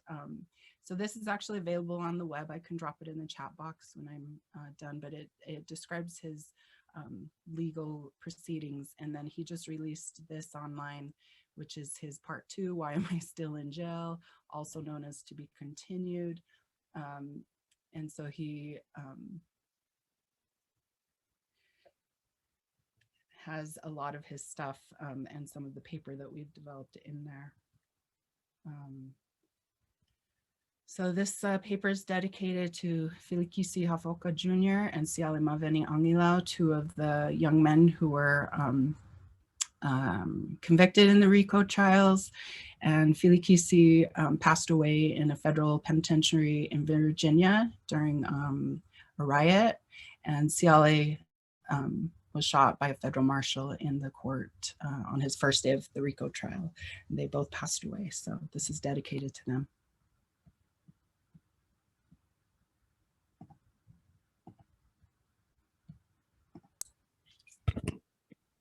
Do we have, oh, we have time for questions, actually. My clock's wrong.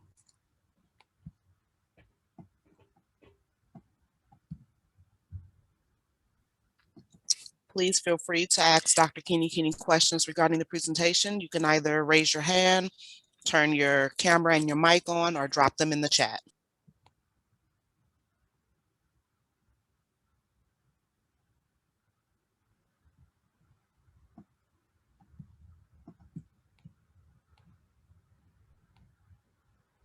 I can also use the time to show Moana's spoken word piece that kind of started. She published this the week she had heard about Siale. And so I'll just share it if there's no questions. I know it's that was heavy material, especially I should have given a trigger warning, literally, about that footage. Sure. Okay. We have a huge Pacific Islander community here in Seattle. How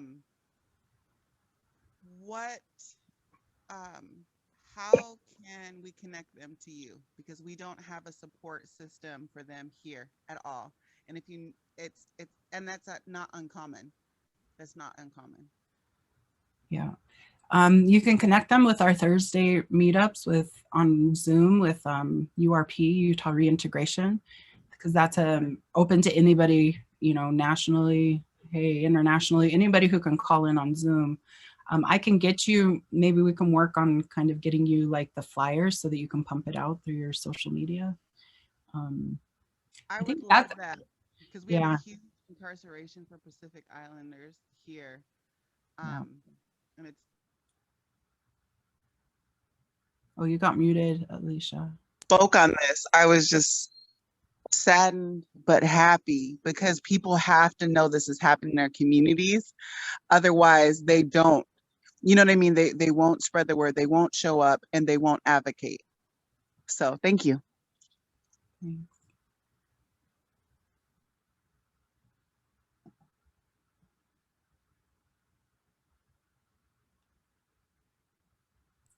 Dr. Kini, you have a question there in the chat. Okay, Kente asked, why are these examples of people in color the example of evil? Yet the KKK are able to protest openly here in Utah. I mean, that's a good point. The Constitution, the Constitution protects speech. So that the KKK protesting would be constitutionally protected speech that, you know, that's what it says. So I would say that's a technical question, but the culture in Utah is very, you know, I look at it from the settler foundation set down by the settlers, the Mormon kind of pioneer narrative was explicitly exclusional. So were all the treaties that were developed. So it was developed as a white nation, specifically so, and that's not ever been what, like there was never an intention to not have a specifically European American nation state. And I think the other papers were really good today to bring in, you know, the labor politics around the usefulness of bodies. And so Pacific Islanders came after 1960s, the immigration laws changed and became kind of family-based migration, whereas before it was quota-based. So more migrants from Northern Europe were allowed and just a few from other places. And so we have this very racialized migration system from Asia and the Pacific. And then kind of 1965 immigration reform open up the floodgates, and then therefore you have, you know, from the great migration from the south of African American, you know, former slave classes moving to California, and then 60s, 70s you have Asian and Pacific Islanders kind of for the first, you know, time kind of really becoming a global nation, and yet those foundations of white superiority, white preference are enshrined in all of the Constitution, in the laws, in the policies, in the institutions. So racial caste systems and racial hierarchy are certainly a part of the mainstream culture in Utah. A lot of people, well, some people have said Utah is very much like a southern state. I've never lived in the South, but I think, you know, that's an interesting point of experience that some people have said to me. Okay, maybe the last question. Is it a question or a comment? Mine is a comment. You can read it later. I actually wanted to see your video, so I didn't want to write it in the chat. So. All right, you can send it to me. I think I'm out of time though, so I'm gonna leave the link to Moana's video performance and then the Kepa's 2 illustrated books online so that you guys can check them out. Thank you, Dr. Kinikini. Our next presenter is Kente Lee with Lawap Child. Kente Lee was born in North Carolina in extreme poverty. He was arrested at the age of 14 years old and later convicted and sentenced to life without parole. He has lived most of his life knowing that he would die in prison with very little or no hope at all of getting out. If he had been born in a different zip code, or if his family was able to pay for his defense, he believes he would have not been convicted. His sentence today would be considered unconstitutional. Let us understand why this is happening and how we in the system must change. Good afternoon. Good afternoon. So I simply, I'm not the expert here. I simply have my life experience, and I share that because often I feel that experiences are valuable when it comes to understanding the course in which we're taking in history. Because I mean, I've sat outside of history and I've watched for years, and I've struggled to understand why things happen and exactly what they mean. So I'll just share my experience with you, and of course there will be a question and answer portion of this, and you may ask anything that you would like. So I was born in 1984 in the middle of the crack epidemic. It had just hit Charlotte, North Carolina. And this new wave, this new thing had had decimated neighborhoods and people who had no other options for being able to cope with the harsh environments of what we dealt with. Minimum wage was very low. Housing was very separated. And I was born in a time when this was normal for people who lived in disadvantaged neighborhoods. I was born in one of the poorest neighborhoods in Charlotte, North Carolina at the time. When I was born in 1984, I was born with cocaine in my system. I laid in the hospital for 2 weeks. My mother left me, unable to feel like I was going to live. We were told that I was going to die. Couldn't breathe. I was on an incubator, and I was in intensive care. I stayed in the hospital for 2 weeks, and could not breathe. We didn't think that it would happen, but during that time, I was held very, very few times by a couple of nurses. After this, you know, I was raised and I was taken from the hospital to absolute poverty and chaos. And when I say chaos, I was thrown in a dumpster at the age of 2, because the other children in the neighborhood felt that we were the poorest family in the disadvantaged, the poorest neighborhood in Charlotte. I stayed in the dumpster for about 2 hours, and after being pulled out, all of these things just were very, very vivid memories to me. My household, as you know, probably was chaotic with mental health issues, drug use. And so I was raised in an entire environment that was meant for me not to survive, but for me to always be in a place of chaos. I lived the entire childhood of chaos and malnutrition and all of those things that contribute to the growth and the development of a child. So at the age of about 11 or 10, when I was able enough to go off on my own and leave the porch, these were the times I was building ideas surrounding how my life would be different from my parents, with no examples. At this time, I still was not able to read. I was not able to go into the school system and to learn and to have a practical education and to understand. It was simple for me. I did not understand how you could sit in class and not eat or sleep. For me, school was a place to eat or sleep. And then when I went home, that's when the war around me would start. And so I had to be very aware. So I was deprived of all of those things. By the age of 14, so me and a friend of mine we're just walking downtown, and we're confronted by a man who had the idea that he wanted to have relations or sexual relations with children. We didn't understand that this was what he was wanting to do then. And we had no idea what that even meant. That doesn't happen a lot where I'm from. And so this was very new. And on this night, we were threatened. Our safety was threatened. And we reacted as traumatized children, wanting to survive, wanting to go somewhere safe, or safer than this.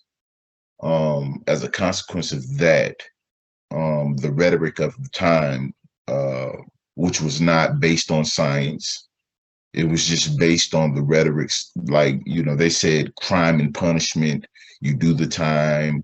I mean, you do the crime, you do the time. These rhetorics were prevalent in the political climate of the time. And those rhetorics made decisions not based on science, not based on statistics, not based on anything else, but because someone had said it and someone had believed it. And so at this same time, there was a rhetoric that was growing surrounding children who would grow up to be super predators or super criminals. And having been arrested in the midst of a political climate that I could not have understood, I could not have even articulated or ever heard of. I was sentenced in a way that was based on this rhetoric of this time. And without doubt, anybody who was arrested from my zip code at the time who was of color, they were essentially just arrested, processed, and incarcerated with very little thought of why they're being arrested, what they're being charged with. Nobody cares about that when you don't have the money to challenge the system and when you're poor. Incarceration, it became the go-to for people who were poor and disadvantaged and who did not have the resources. From that time, at the age of 14, I was charged with first-degree murder and armed robbery with a dangerous weapon. And even until this time, nobody has ever been charged in this way like me.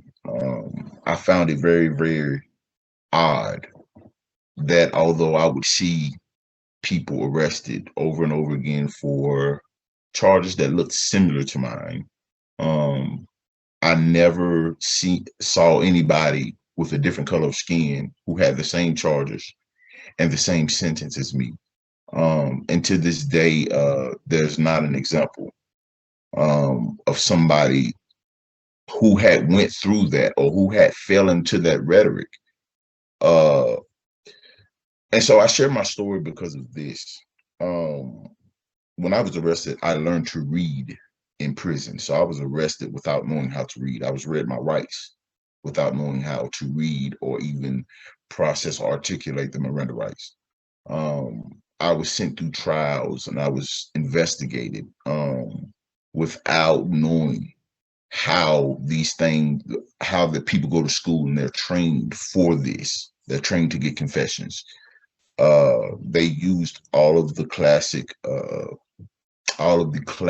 things that they use: deprivation of sleep and hunger to secure confession from me, which turns out to be evidence in court. The reason why I share my story is because I've been out for 1 year and 1 month to the day. I've spent the majority of my life in prison. So I've been in prison since I was 14 years old. And when I turned 35, I was released. I'm 36 now. And I find that being out, being here, I find that it is very much violence to me, to my brain.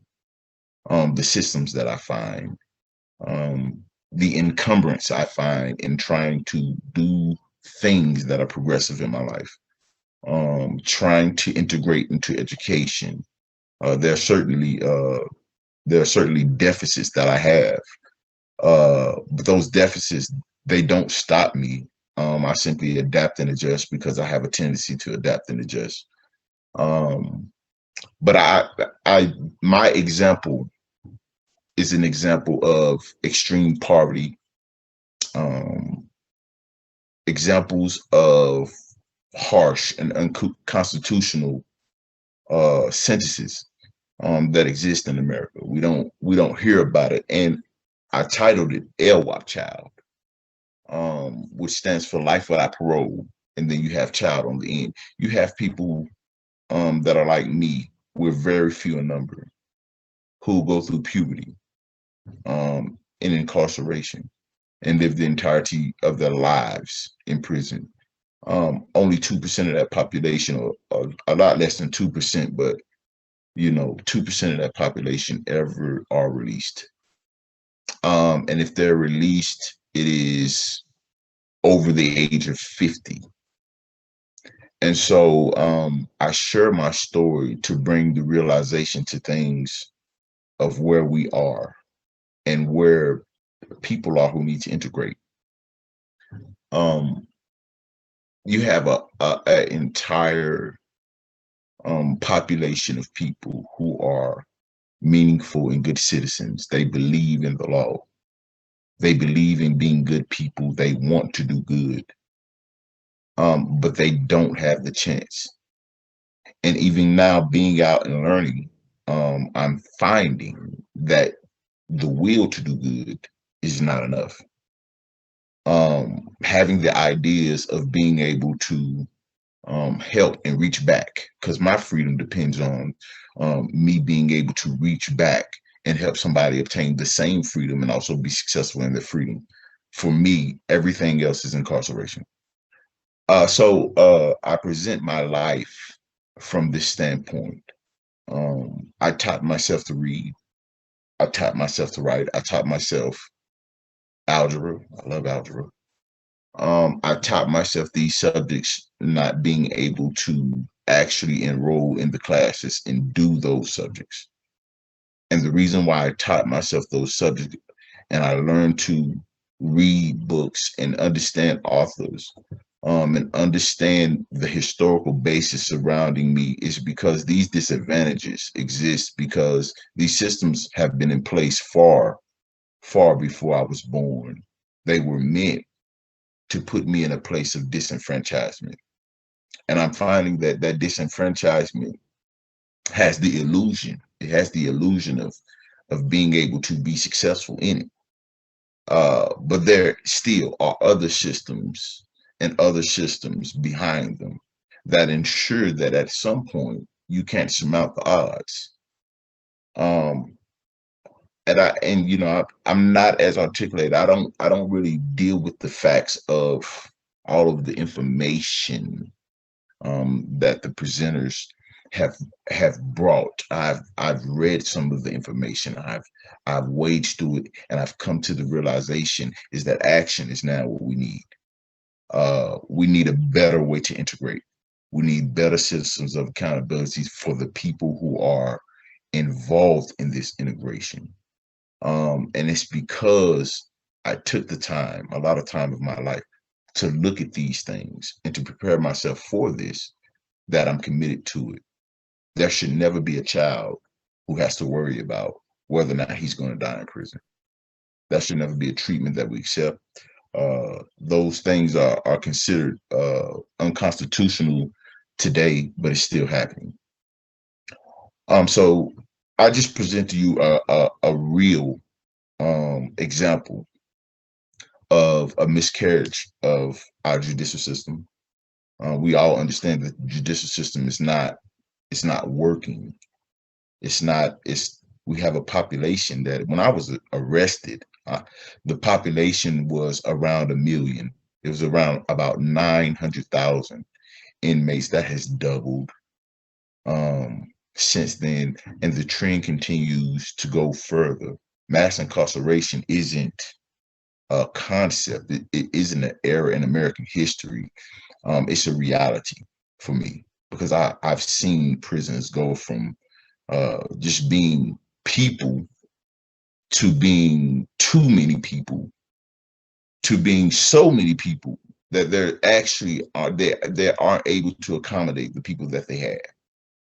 And so I just, you know, I'm privileged to be here. I'm in the trenches right now. I'm learning.